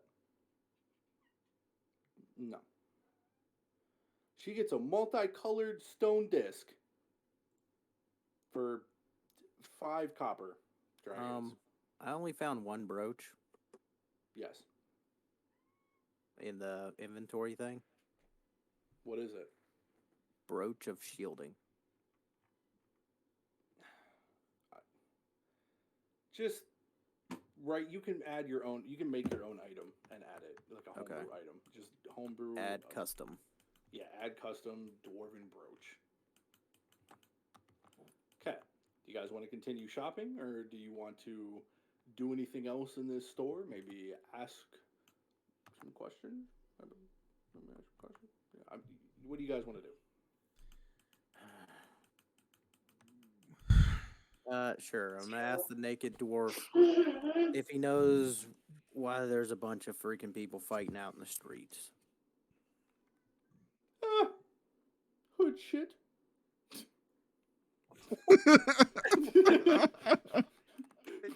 Good shit. Really? He sort of like unwraps his legs and like gives you a full frontal of the cack and balls before putting his other leg, crossing his legs again, taking another big long whiff of his pipe.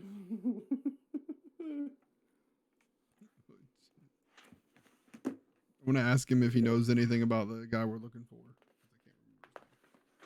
The guy you were looking for. Yeah. Flume Blogmar.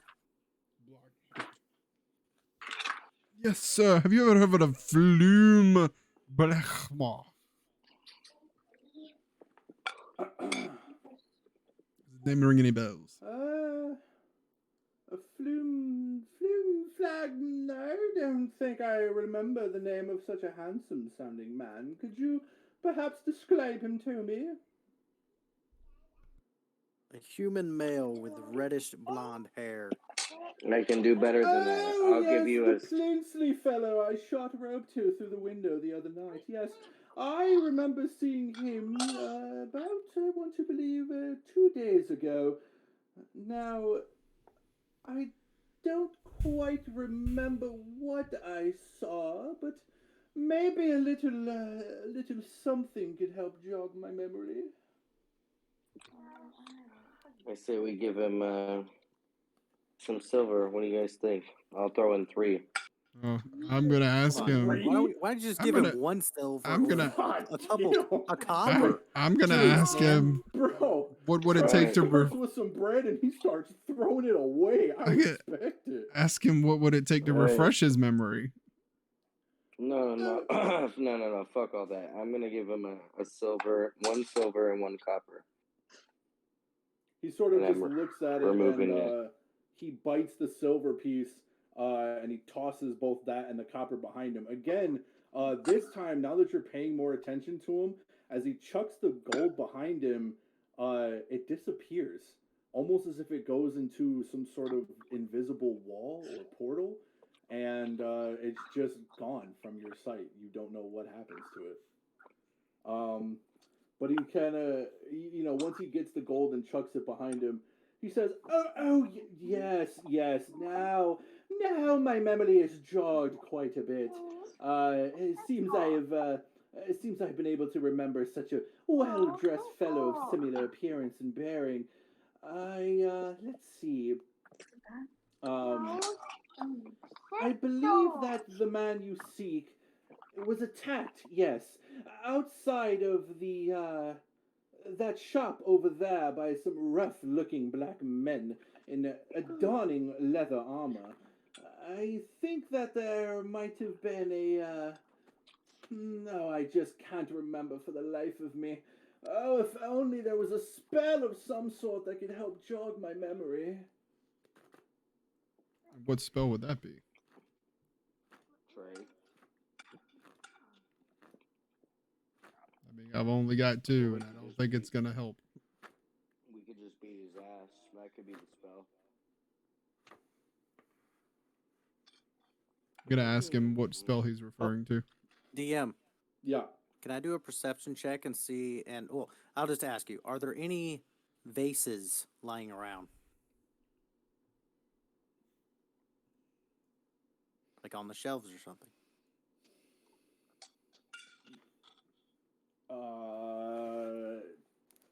Anything breakable? Yeah. Okay. Yeah. So you see because this is the actual. Again, all of these images that you're seeing, I pulled from Google, so these are all actual images. I was looking around for something. But you Okay. see these flowers right here? They're Yeah. in a glass. They're in a purple glass vase. Okay. And this white thing is also breakable, I'm assuming. Again, I don't know what's on here because Yeah. technically there's 100 trinkets in here. So I'm just assuming, yes, there's some breakable shit.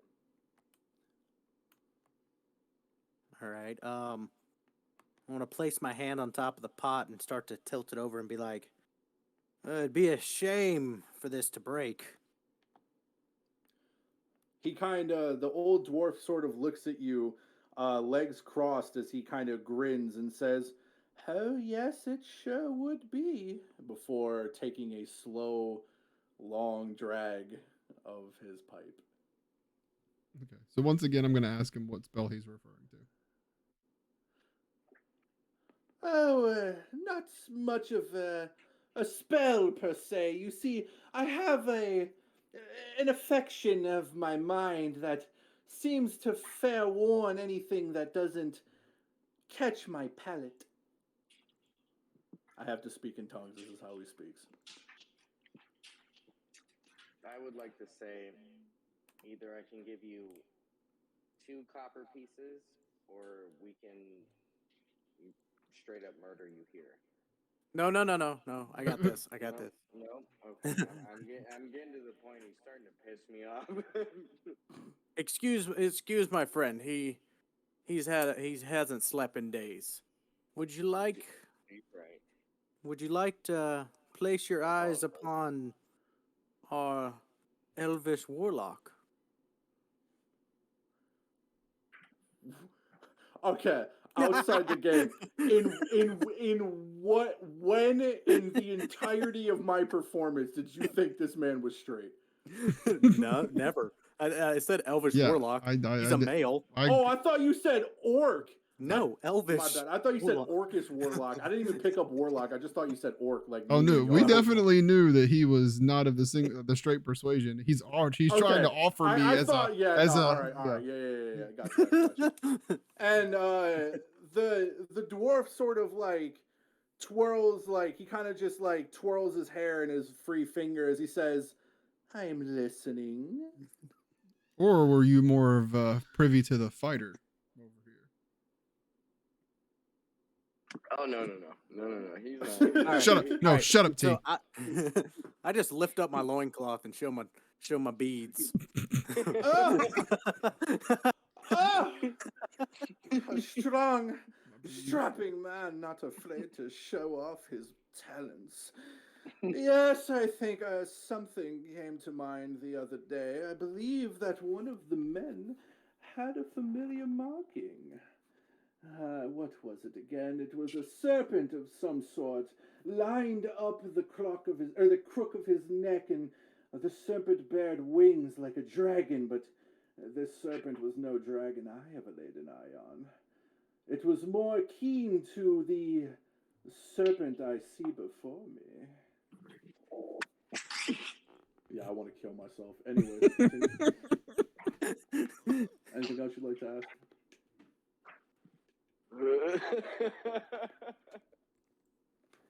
I'm sure if you were to ask around the tavern that they were accompanying, you might find a few more answers.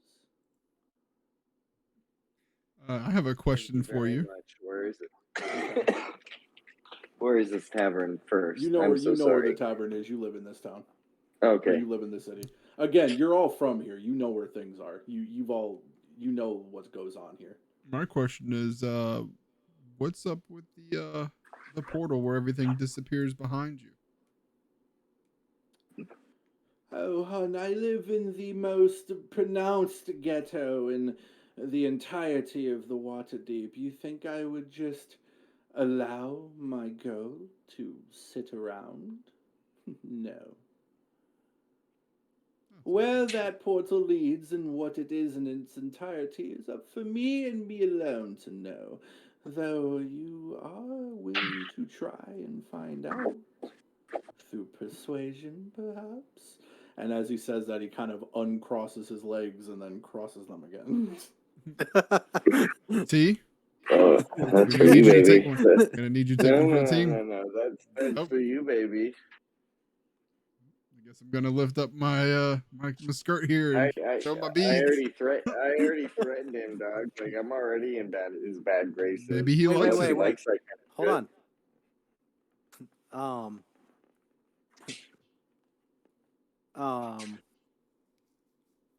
Say that we could offer him some alone time with old What T does he, over here. what does he fancy?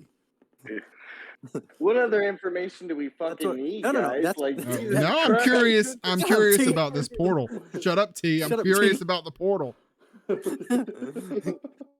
You're we're- always curious at fucking holes, brother. Yep.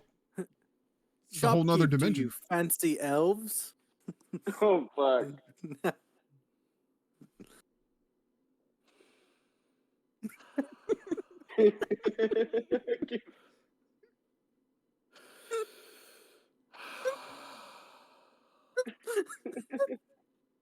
Why? We have a mission. This might help us. By robbing him? Like what? We're not I'm robbing him. robbing him. He said that he We're could be about to- persuaded to tell us about I'm about his to let him portal. rob one of y'all.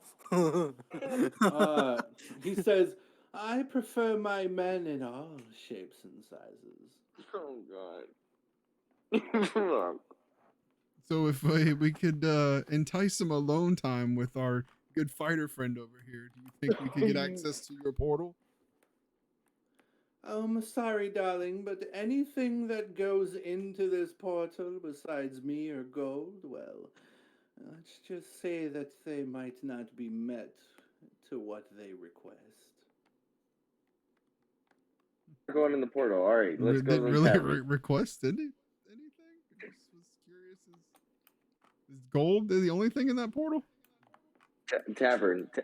Tavern. Trey, you see this gnome's ass? No, that's not the only thing back there. I want to get in the portal. Let's go in the portal. Are you going to try to go in the portal? He just Oh, said only probably him kill or me. gold. No, he said. No, he said. He obviously has The fate. something on there that only recognizes him, so you might die if you go in there. He said if him or gold go in the portal, if anybody else goes in, they might be met with. So unless you want to fucking kill him, let's just move on. Oh, okay. Sadistic, you're gonna have to take one for the team this time. My rear end's still a little sore. I know you were listening. Oh, I can assure you, this guy is not a top. Oh, He See, is Trey? definitely a catcher. that see, is Trey, for you sure. get to go. That's what you were looking for, dog. That's what you play this for, dog. You're looking for some fucking hot gnome sex. Well, Trey was looking for something, and he's a warlock, so he probably goes both ways. I was looking for the portal. Well, you can go get in this portal. There is a portal behind him if you It's want to try behind to go him. into it, one way or another. I don't know how that way is, but however you want to attempt to go in there is up to you. Trey, go get in his portal, his little portal. Let's go to the goddamn tavern. You guys are not at all curious about what's in the portal. I'm curious. No. I'm trying to tell you to go do it. Let's go. Let's do this. Go fuck the gnome. He didn't say that's what he wanted. Whatever's in the portal is his. That's exactly what he So- wants. So we'll be jacking. We would be jacking him anything we find. We already are on a mission to get gold. Let's continue on our motherfucking mission. Stop talking about banging gnomes. Let's go in the portal. Oh my god. You are obsessed with the portal. You I sound am. like Kyan There's obsessed things that with the hag. disappear in there. There's no telling what's in that portal. It's his things. They're his. And he said we could go in it. Yeah. That's not what he said. That's not what he said. That's not what he said. He said only him and gold can go into it. I could have sworn that he said that we could go in, but we might not like what we find when we go in there. Well, yeah, he said if you go in there without, like, basically you go in there without him, or you go in there on your own, you're gonna find some fucked up shit in there that you might not like. So it's up to you, dog, if you want to fucking, throw your life away for some gnome's butt gold. You know what? Fuck it. I'm going in the gnome's portal. Don't go in about to go into the gnome's portal. Yep, we're going in the gnome's portal. Is he going in the, wait, he's gotta fuck the gnome first. Can we use a strength thing to grab? Are you gonna try to fuck the gnome first, or are you just gonna throw him out the way and try to get in the portal? Oh my god! If you throw him out the way, we might as well goddamn kill him and see what allows him to go in and out. Then we would be chased by the police and stuff. We're on a goddamn mission, and here he is trying to fucking gnome and go in his butt portal. What do you guys? What do you want to do? You gotta agree with the party, Trey. All right, let's take a vote on it. Do we want Trey to go into the fucking dark, mysterious portal where the butt goblin throws his shit? I want him to go fuck the butt goblin. that's a whole different vote, dog. Like, all right, take a vote on him going in the fucking thing. I say 9. I cannot wait for Kai to watch this, dude. I can't wait. I cannot fucking wait for Kai to watch this. I say nay. Hold on one second. What happened? Because my kid's having a potty emergency. What? They're putting it up to a vote. What are you guys gonna do? We were talking about you going and fucking the gnome. That's a different vote. Look, I might not have to do anything sexual with the gnome. I might not have to. Trey, I will low-key give you 3 gold if you just shut the fuck up and we can move on. No, it's too late for that. Oh, no. He said, oh, no. Oh, no. Okay, all right. So, well, then it's up to you, Trey. Are we going to kill the guy? We are wasting a lot of time on butt gold here, so either go fuck the gnome and find out, or let's leave. All right, let's roll. Let's go. I'm privy to the gnome here. Do you want are you gonna fuck the gnome, or are you gonna just try to go into the portal without fucking the gnome? Do I have to fuck the gnome to go in the portal? He just said I have to go in there with him. None of this is in the book, so I'm just kidding. There's Trey, one part of it in the book if you try to go back there. I'm gonna give you all the information. Probably that he kills him. Only him and Gold can go in there. If somebody goes in there, basically without his, without right, him, I'm trying to get him to go with me. Well, then you're gonna have to bang him out. But I mean, this is what. No one said anything about that. Dude, what the fuck? Deja vu. What the hell? What is this? Dude, I just got the wildest. I'm still in it. This is the wildest endeavor of deja vu I've ever had in my life. Like this conversation, this like setting, all of this, dude. This is so deja vu. What the fuck? All right, look, did we do this before? Am I in the Matrix? What a trip! No. You know you want to go in there with me. All right, Trey. No. All right, come on, Mike. Let's go. This is what we can say. This is my information, Trey. This is my goddamn information. No, you're out of this now.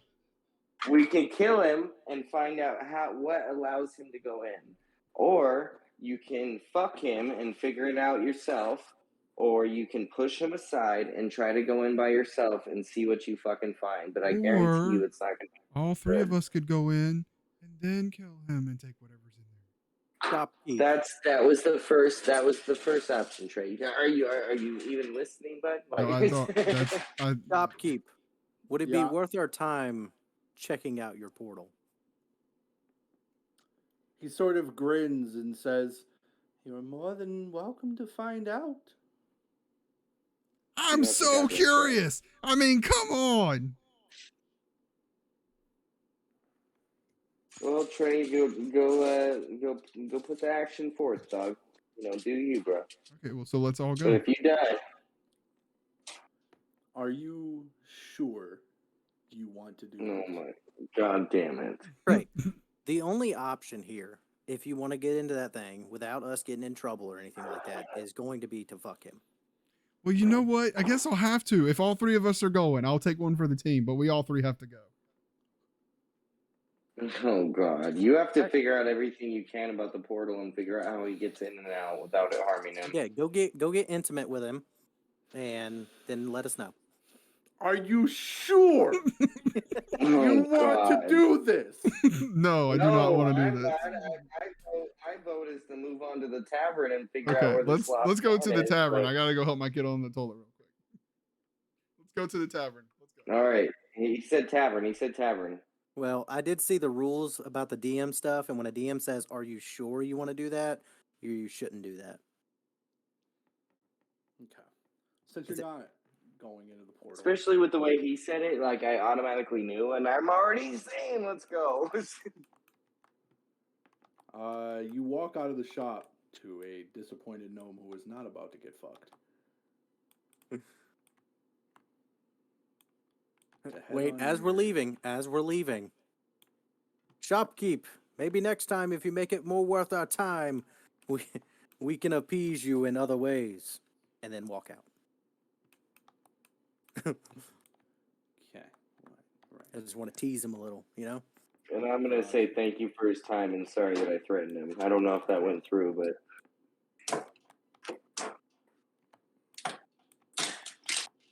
Bring you all over here. What was the look on the shopkeep's face when I said that? The same sly grin that he always has. All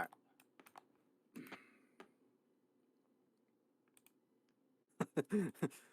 Eli, you should know with us that, we just go off the rails. I mean, you could have gone back there if you wanted. I wasn't going to stop you, but I just wanted to make sure you were absolutely sure you wanted to do it first.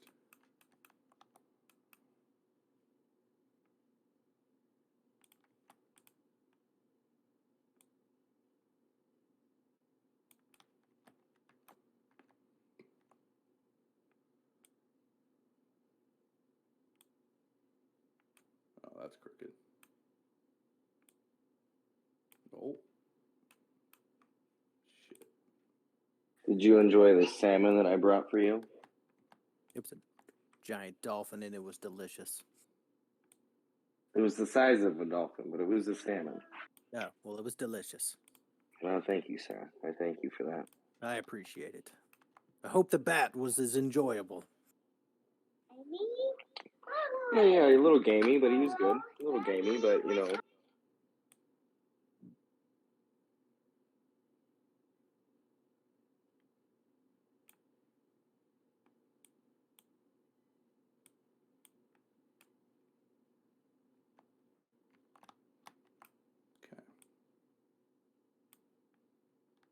Perfect. Let me call in some people. He's helping his kid.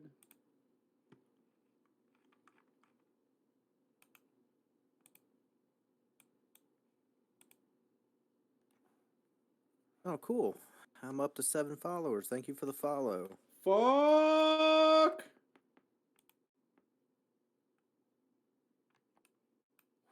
Ooh.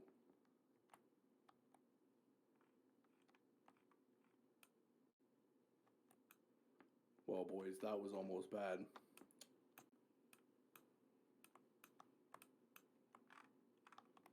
Thank you for the follow, Unholstered. Are you guys lagging out by any chance? No. It's just loading in 2,000 something. Yeah, that's all the D&D 5e miniatures that are trying to currently load in right now. Nice. Yes. Yes,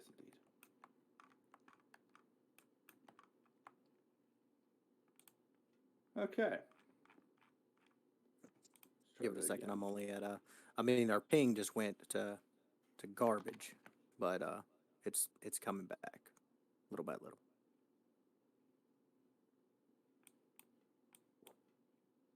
Did 2,000 little figures just pop up on the screen?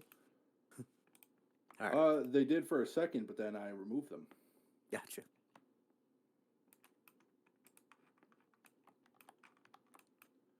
They almost did. Sorry, I'm I'm bad. back. Wait, I got a black screen. What happened? He accidentally pulled up a bunch of miniatures. It's just loading in. Okay, there it is. Or did you lag out? No, I loaded. Sorry, I had to wash my kid off. He's still potty training. He's got number 1 down. He's just learning number 2. Oh, that's fucking awesome. We're still trying to get Lily on number 1, so yeah, no, that's fucking awesome. Tell you, She's done it before, but we're just, you know. I always used like something like my daughter. She always thought like chapstick was like lipstick. So anytime she'd use the potty, I'd let her put on chapstick. I'd be like, "Here, you can have your lipstick if you go to the potty," and she'd go on potty, and then I give her chapstick, and she'd put it on. That's a good idea. And then my son, I used to let him take Fruit Loops or the fruit Loops, in different colors, and then like throw some in the toilet, and then make him pick one to aim at. That's awesome. Yeah, it took me like 3 days to potty train him.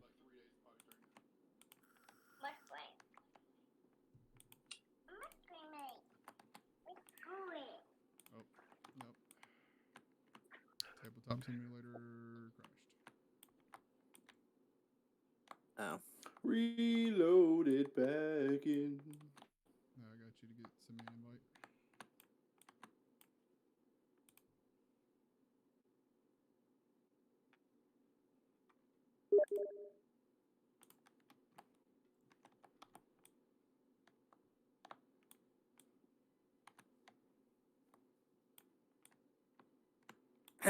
Hey Trey, what are you doing this weekend?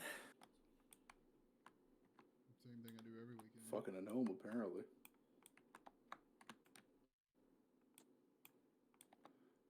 We're all playing Lost Ark together. That's what we're doing. He's actually gonna be getting naked and cutting garlic in the nude.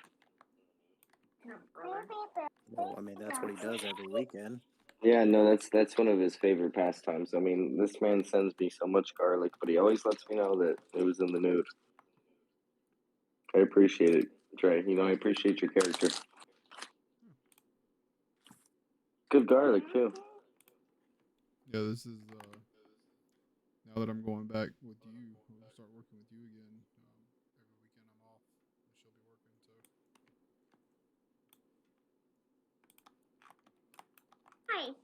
Nice.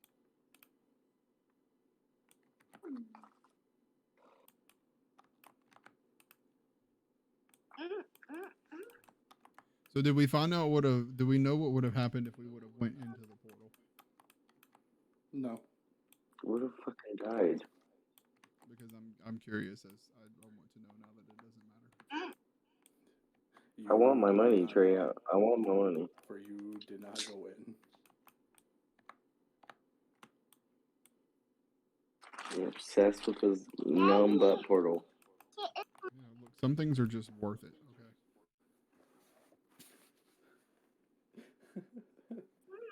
Do you remember how much gold we're getting for finding this man? I'm not worried about that. The curiosity.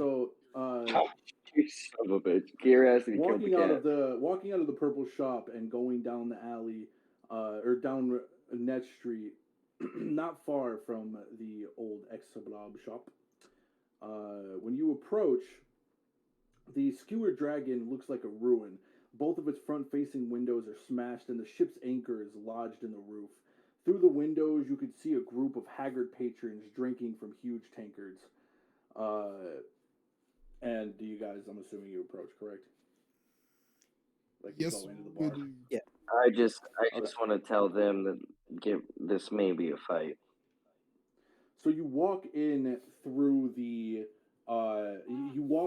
saloon style doors, and you sort of hear the talking and the drinking stop as all the patrons in the tavern sort of all look over at you and can tell that you're a little out of place. They sit and wait as they wonder what your next move is. I would like to know how much it would be to buy a round for everybody.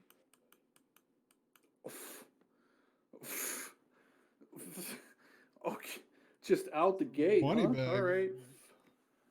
Fucking Well, I'm just saying. spending You want to money. you want to make friends. You be kind to others. So I would like to find out how much it would be. You wanted to Okay. kill the naked gnome, but you want to buy everybody in here a drink. Well, that's because you were trying to prostitute me out, and I'm not down with that. I'd rather kill him. This is different. Everybody's looking at us like we're enemies. I want to show them what we're here for. To make friends and find out some information. That's how you do it. I got money to spend. I don't mind doing it to meet people and do something kind. Stop being a little fucking hoarder, Doug.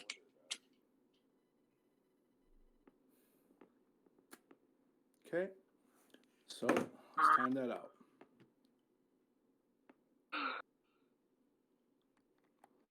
13, 14, 15, 16, 17, 18, 19, 20, 21.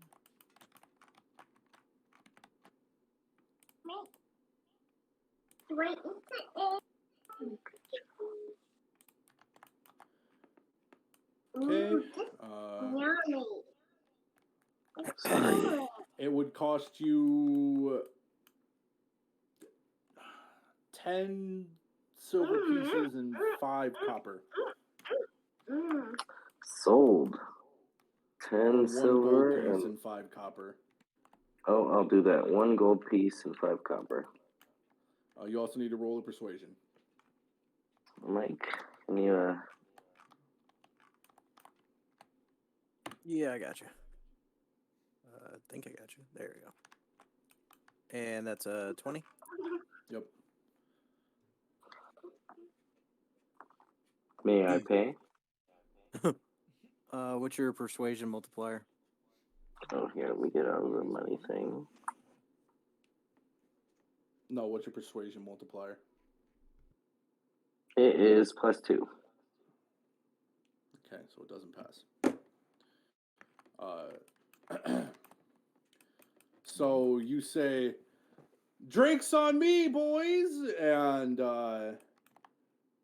this kind of like the bandits kind of all look at you, and one of the bandits slowly approaches with 3 more behind him. And as he approaches you, he kind of says, "Hey, how about instead of you trying to flaunt your gold around to buy us all drinks, how about I just take it off your dead corpse?" And as he says that, you notice 4 more approach from behind you. Oh, T. Generosity. I'm gonna step up to that front one that And I made the comment, and I'm gonna say, how about you go back to your seats before I rip off your head? would like Make an to say, intimidation. well, Trevor, you can also say what you're going to say. I was gonna say I would also like to say there's no need for the violence. If it comes to that, you won't like the outcome. I prefer us all to just be neutral, but if you would like that path, then this is the path you choose. 17. 17, okay. And I So also need to do an intimidation, right? Is that my intimidation? No, that's his intimidation. You were just trying to, I guess, persuade, but I mean, it doesn't really matter. You intimidated him. He kind of like, so the bandit just goes, "Yeah, you must not know who we are. We're the gang of Zandathar, and this here belongs." Holy shit! What the fuck? Hold on, excuse Don't me. die. I think the voices are starting to, I don't know, take it straight or something. Shit. Get you a mic and just have the different voice modifiers.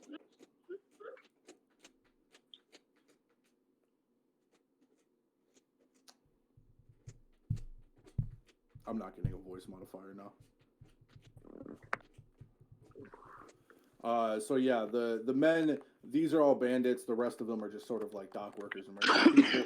These, but these men who approach you just so like, "Hey, just watch your tone when you're here. but I'd expect a drink from the small one. they all And just you'll have kinda- your drink if you apologize. T, shut up. I'll fucking cut his goddamn tongue off and feed it to him. All right, so you kind of intimidate them from making an attack. Okay. Did a good job. They all kind of go back to their table. If only he would have rolled a 1.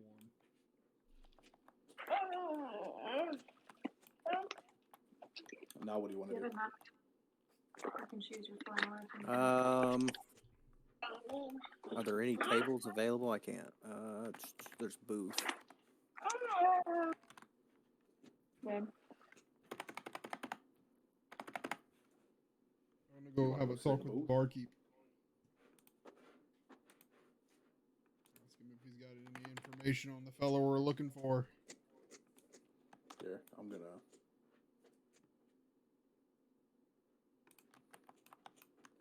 Throw these down to make it a little more.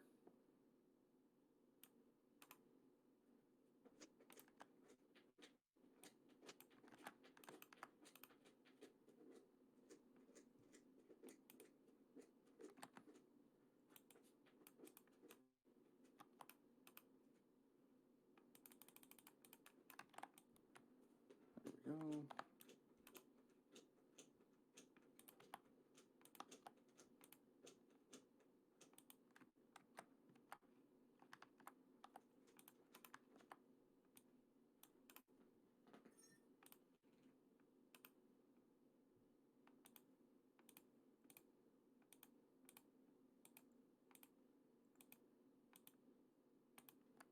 There. Now you know who the bandits are and you know who the commoners are. Makes it a little easier.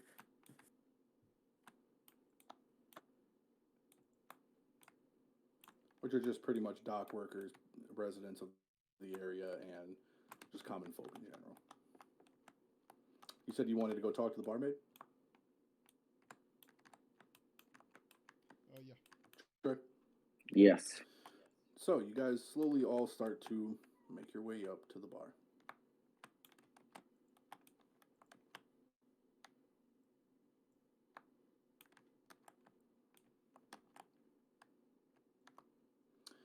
And as you get up to the barkeep, he kind of just walks up to you and he's like, "Flashing that type of gold around here ain't smart, kid. What can I do for you?"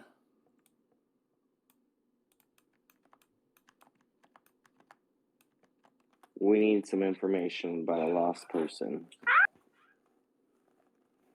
And when you ask for some information, he kind of sits back and looks around the other members of the at the other members of the bar, noticing two of the bandits sitting next to him, looking at you. He says, "Listen, kid, I don't know nothing about nothing. Going around asking questions about people in a town like this will do nothing but get you killed." Well, can you give me any names of the people that are in this bar that aren't a part of the gang? Asking names, he sort of just puts the cup down that he was cleaning in front of you. That he was like sort of wiping away, and he says, "Boy, ain't you just listen to what I said? I said asking for names around parts like here will get you killed. Now why don't you and your friends take your fancy gold and get out?"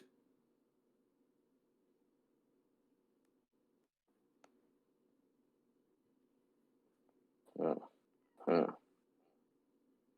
You're essentially in a gang bar asking the bartender to snitch. Yeah. That's what you're doing right now. Yeah. We gotta look around, see if we can find some other commoners around here. Or a drunk. We need to look for a drunk. Do I need to do a perception check for him, Eli? You can see the commoners in here. Do a perception check on see who's drunk, I guess. Okay. God, it's such a laggy fucking thing.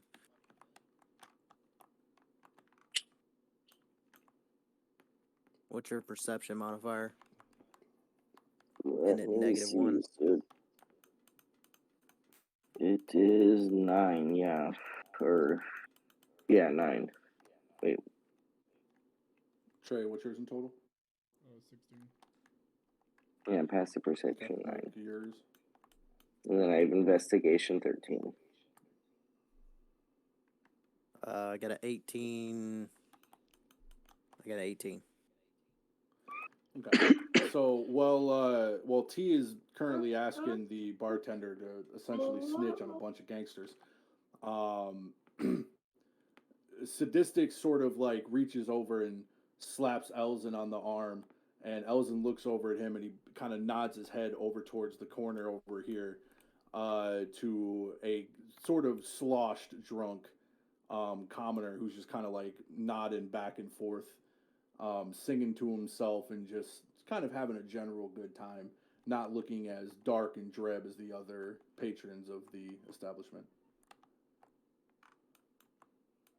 All right. I want to ask him for. I want to ask the bartender for a tankard of mead, please. Not please, but can I have a tankard of mead? He kind of looks at you and says, or he says, yeah, that'll be 5 copper. All right. Put down 5 copper. Take my tankard of mead. And Sadistic, what do you do? I'm gonna follow you over there. Means you've already gotten the liquor. All right, well, I got 1 tankard. That's for myself. Then I'll grab another. You just want a tanker of mead? Yes. 'kay. Actually, I'll grab 2. I'm gonna take 1 to Wilson to be my friend. Oh, good call. I also Okay. want one. So that's Well, 10. That's 10 copper pieces. Did it hit you in the nose? Yeah, in the nose. Did it hit me? And No, T, as you you don't ask know that. for a, he asks you, or he says that's 5 copper pieces for you as well. And as you hand him those copper pieces, he's kind of slides you over a tankard and says, "A tankard of mead for the kid with a big mouth," and sort of shoves it towards you. Son of a bitch. Gonna watch TV instead. And character moment. You guys just sort of hear Yara go, "Hey, small man thing, drink with me." And a commoner sort of looks terrified up to a giant orc lady who doesn't grab mead like you guys, but instead orders a bottle of Dragonfire whiskey from behind the bar. One for her and one for the commoner next to her. So they're about to start drinking hella.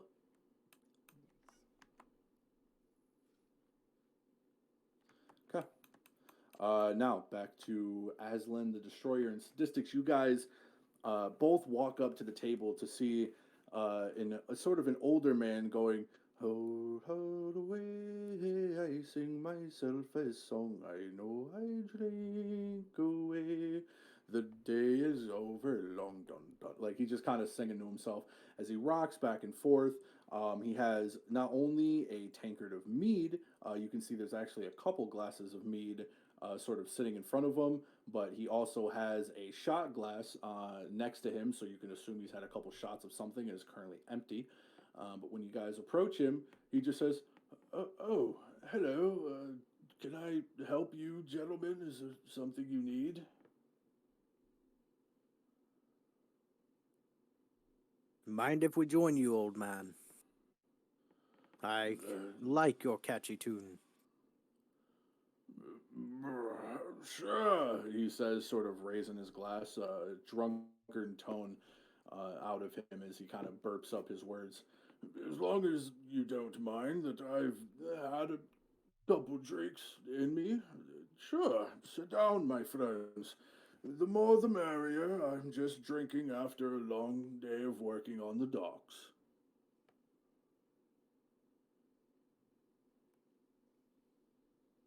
Trey? Oh, I was gonna let you roll with it. Oh.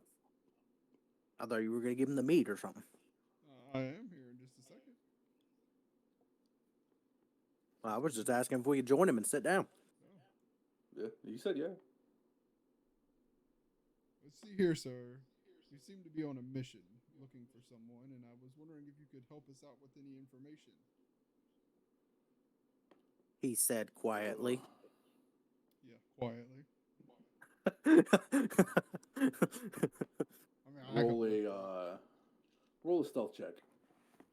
See if any passerbys are listening. any passerbys. Now, question: do we get advantage since it's in a bar and people are yakking? They weren't yakking like they were since you guys joined. Son of a bitch! Oh, that's okay. That's still good enough. So nobody hears it. And as you go to sit down, you just kind of ask them, like, "Hey, is there any?" You said, what was it you asked him exactly? It said that we were on a mission looking for someone and wondered to know if he may have any information. Oh, well, I can't quite say I know who you're looking for. I'm afraid. Is it a man? Oh, I'm sorry. I have seen.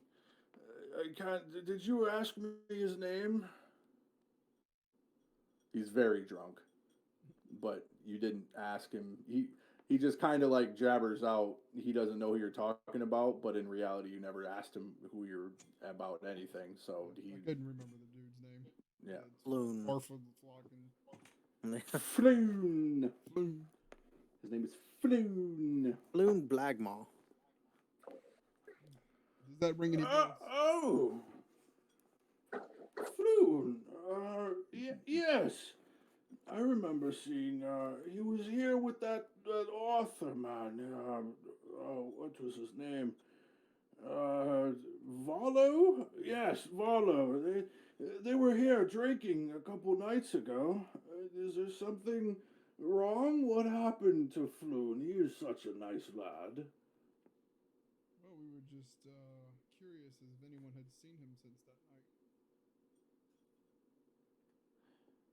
Or since the last time he was here. Have you seen him since then?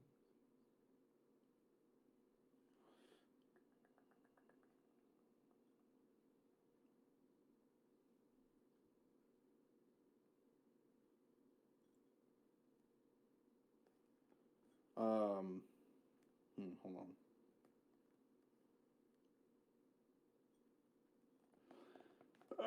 Well, I remember the two. He's a chip off the old block.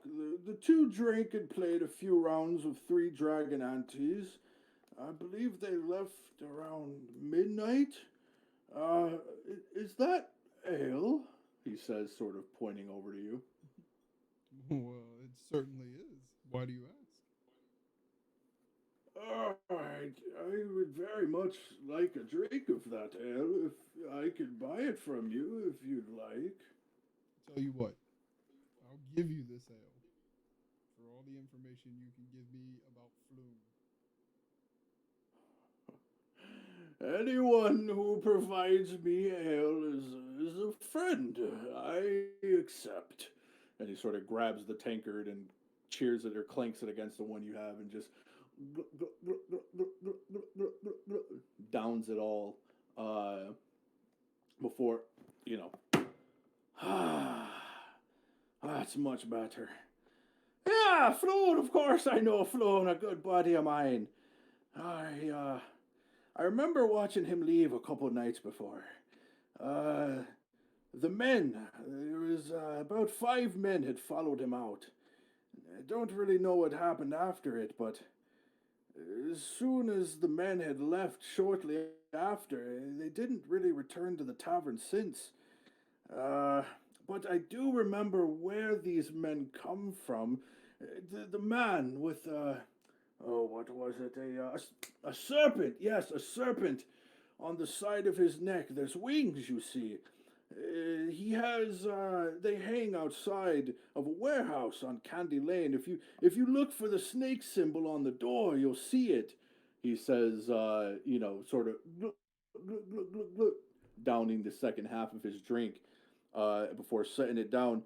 You can't miss it. The man with the marking, I'm sure of it. It's the same marking as the serpent on the warehouse down in Candy Lane, or Candle Lane, because I had gone down there a while ago to transport some fish.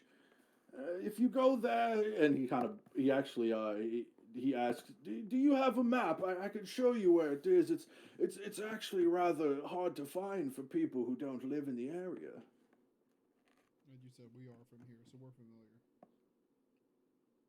Yes. Okay. Nope, don't need a map, good sir. I know exactly what you're talking about. Oh, perfect, perfect. Thank you so much for the ale. I hope you find your friend, he says, kind of lifting the glass. Now, before we go, is there anything else you can tell us about these people in this serpent building?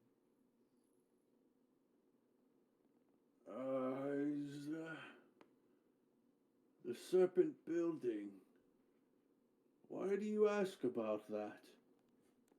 You said that was the men that followed him. One had a serpent tattoo, and it was down on Candle Lane.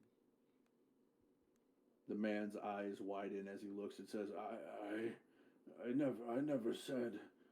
No, don't go there. Don't tell them I told you to go there. You haven't met me. I'm afraid I need to go. It's rather late. I apologize. And he sort of gets up to try to leave.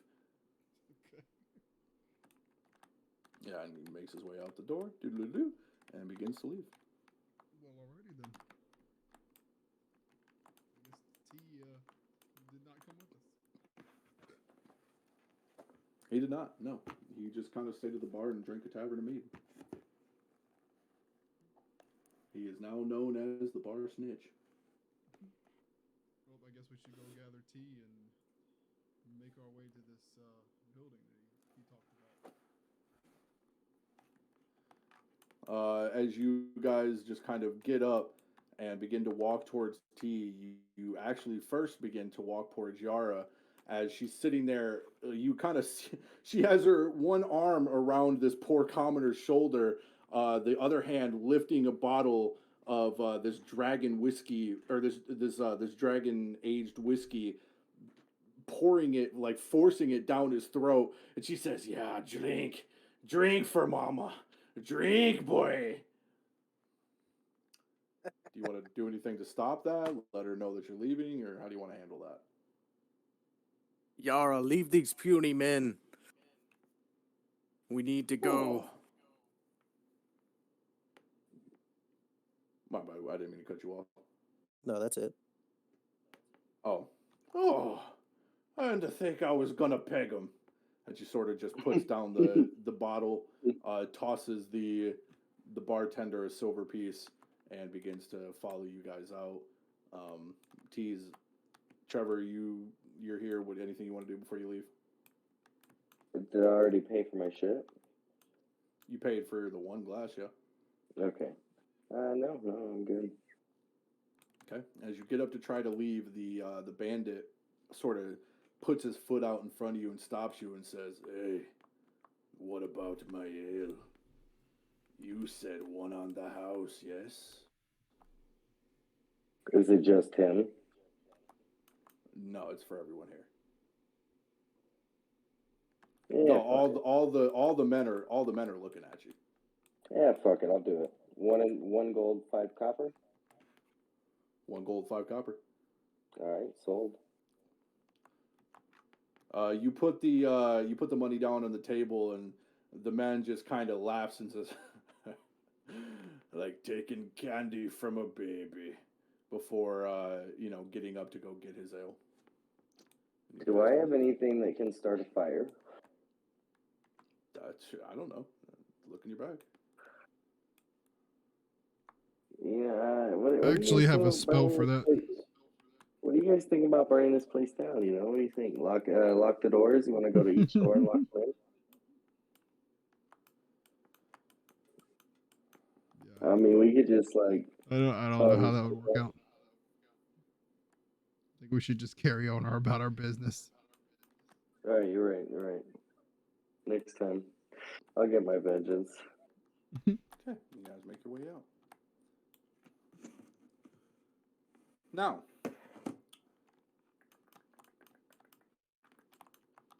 I'm not gonna lie, I haven't read up this far. I thought this was gonna take longer.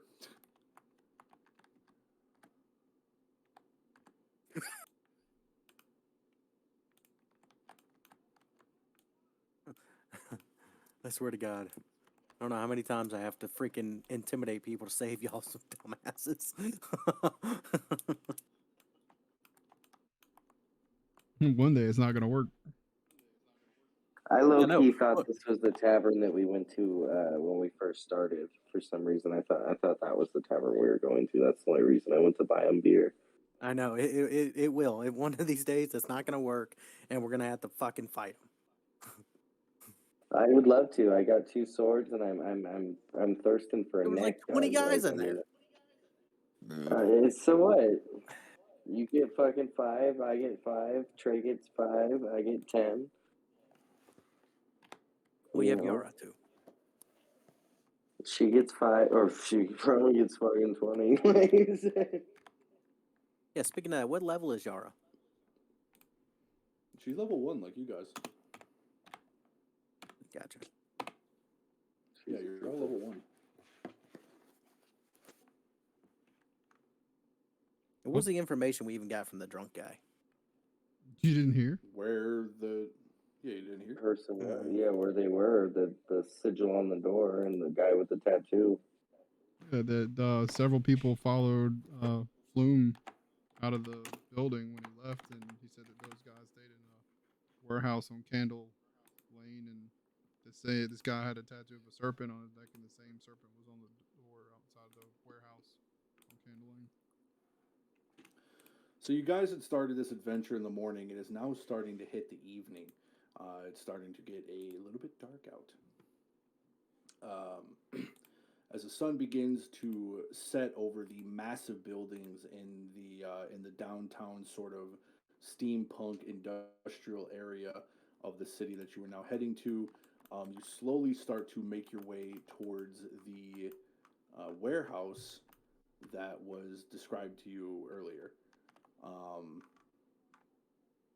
Now, this warehouse comes in 2 sections. It is 2 stories. This one over here, first floor warehouse. Okay. Or the first floor of the warehouse over, if you're looking from Trey's side, from this side, the one on the left is the first floor. The one on the right is the second floor. But Gotcha. And that like greenish area, I'm guessing is like a porch that's outside. Yeah. Okay. Yes. So you guys slowly approach. Okay. Or no, you wouldn't approach from here. Hold on. I gotta size this up a little bit. Make it a little bit bigger.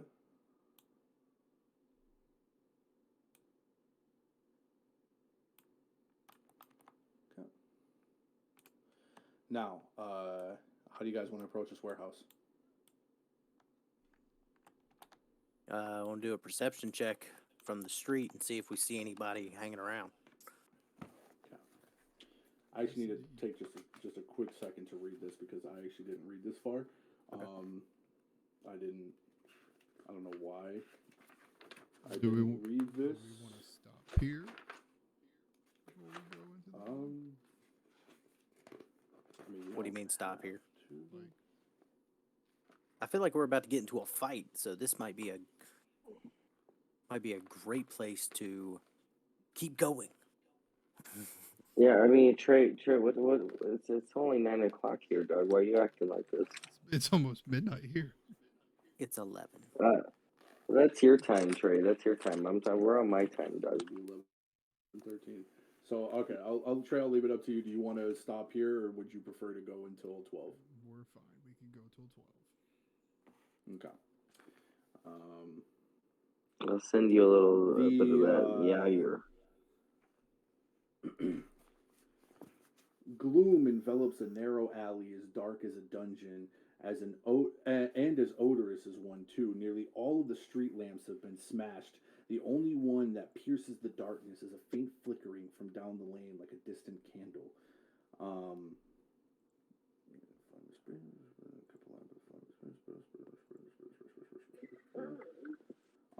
This candlelight illuminates this large warehouse building and when approaching it, you can see on the side of the building a black winged snake, which you have all known as you do know the guilds in the area as um, the signal or the sigil of Zenitirum, one of the bigger gangs or bigger factions in the city. Um, Characters who have ties to the Zenitharium recognize the symbols, while others can recall its significance. Um, the hideout. Yeah, the hideout is a ramshackle two-story warehouse. The Black Network has other sanctuaries and rundown buildings like this one throughout Waterdeep. Um, the warehouse stands at the back of an outer yard behind a high fence. The gate on the fence isn't locked, and the building does have 3 points of entry, which I can't say.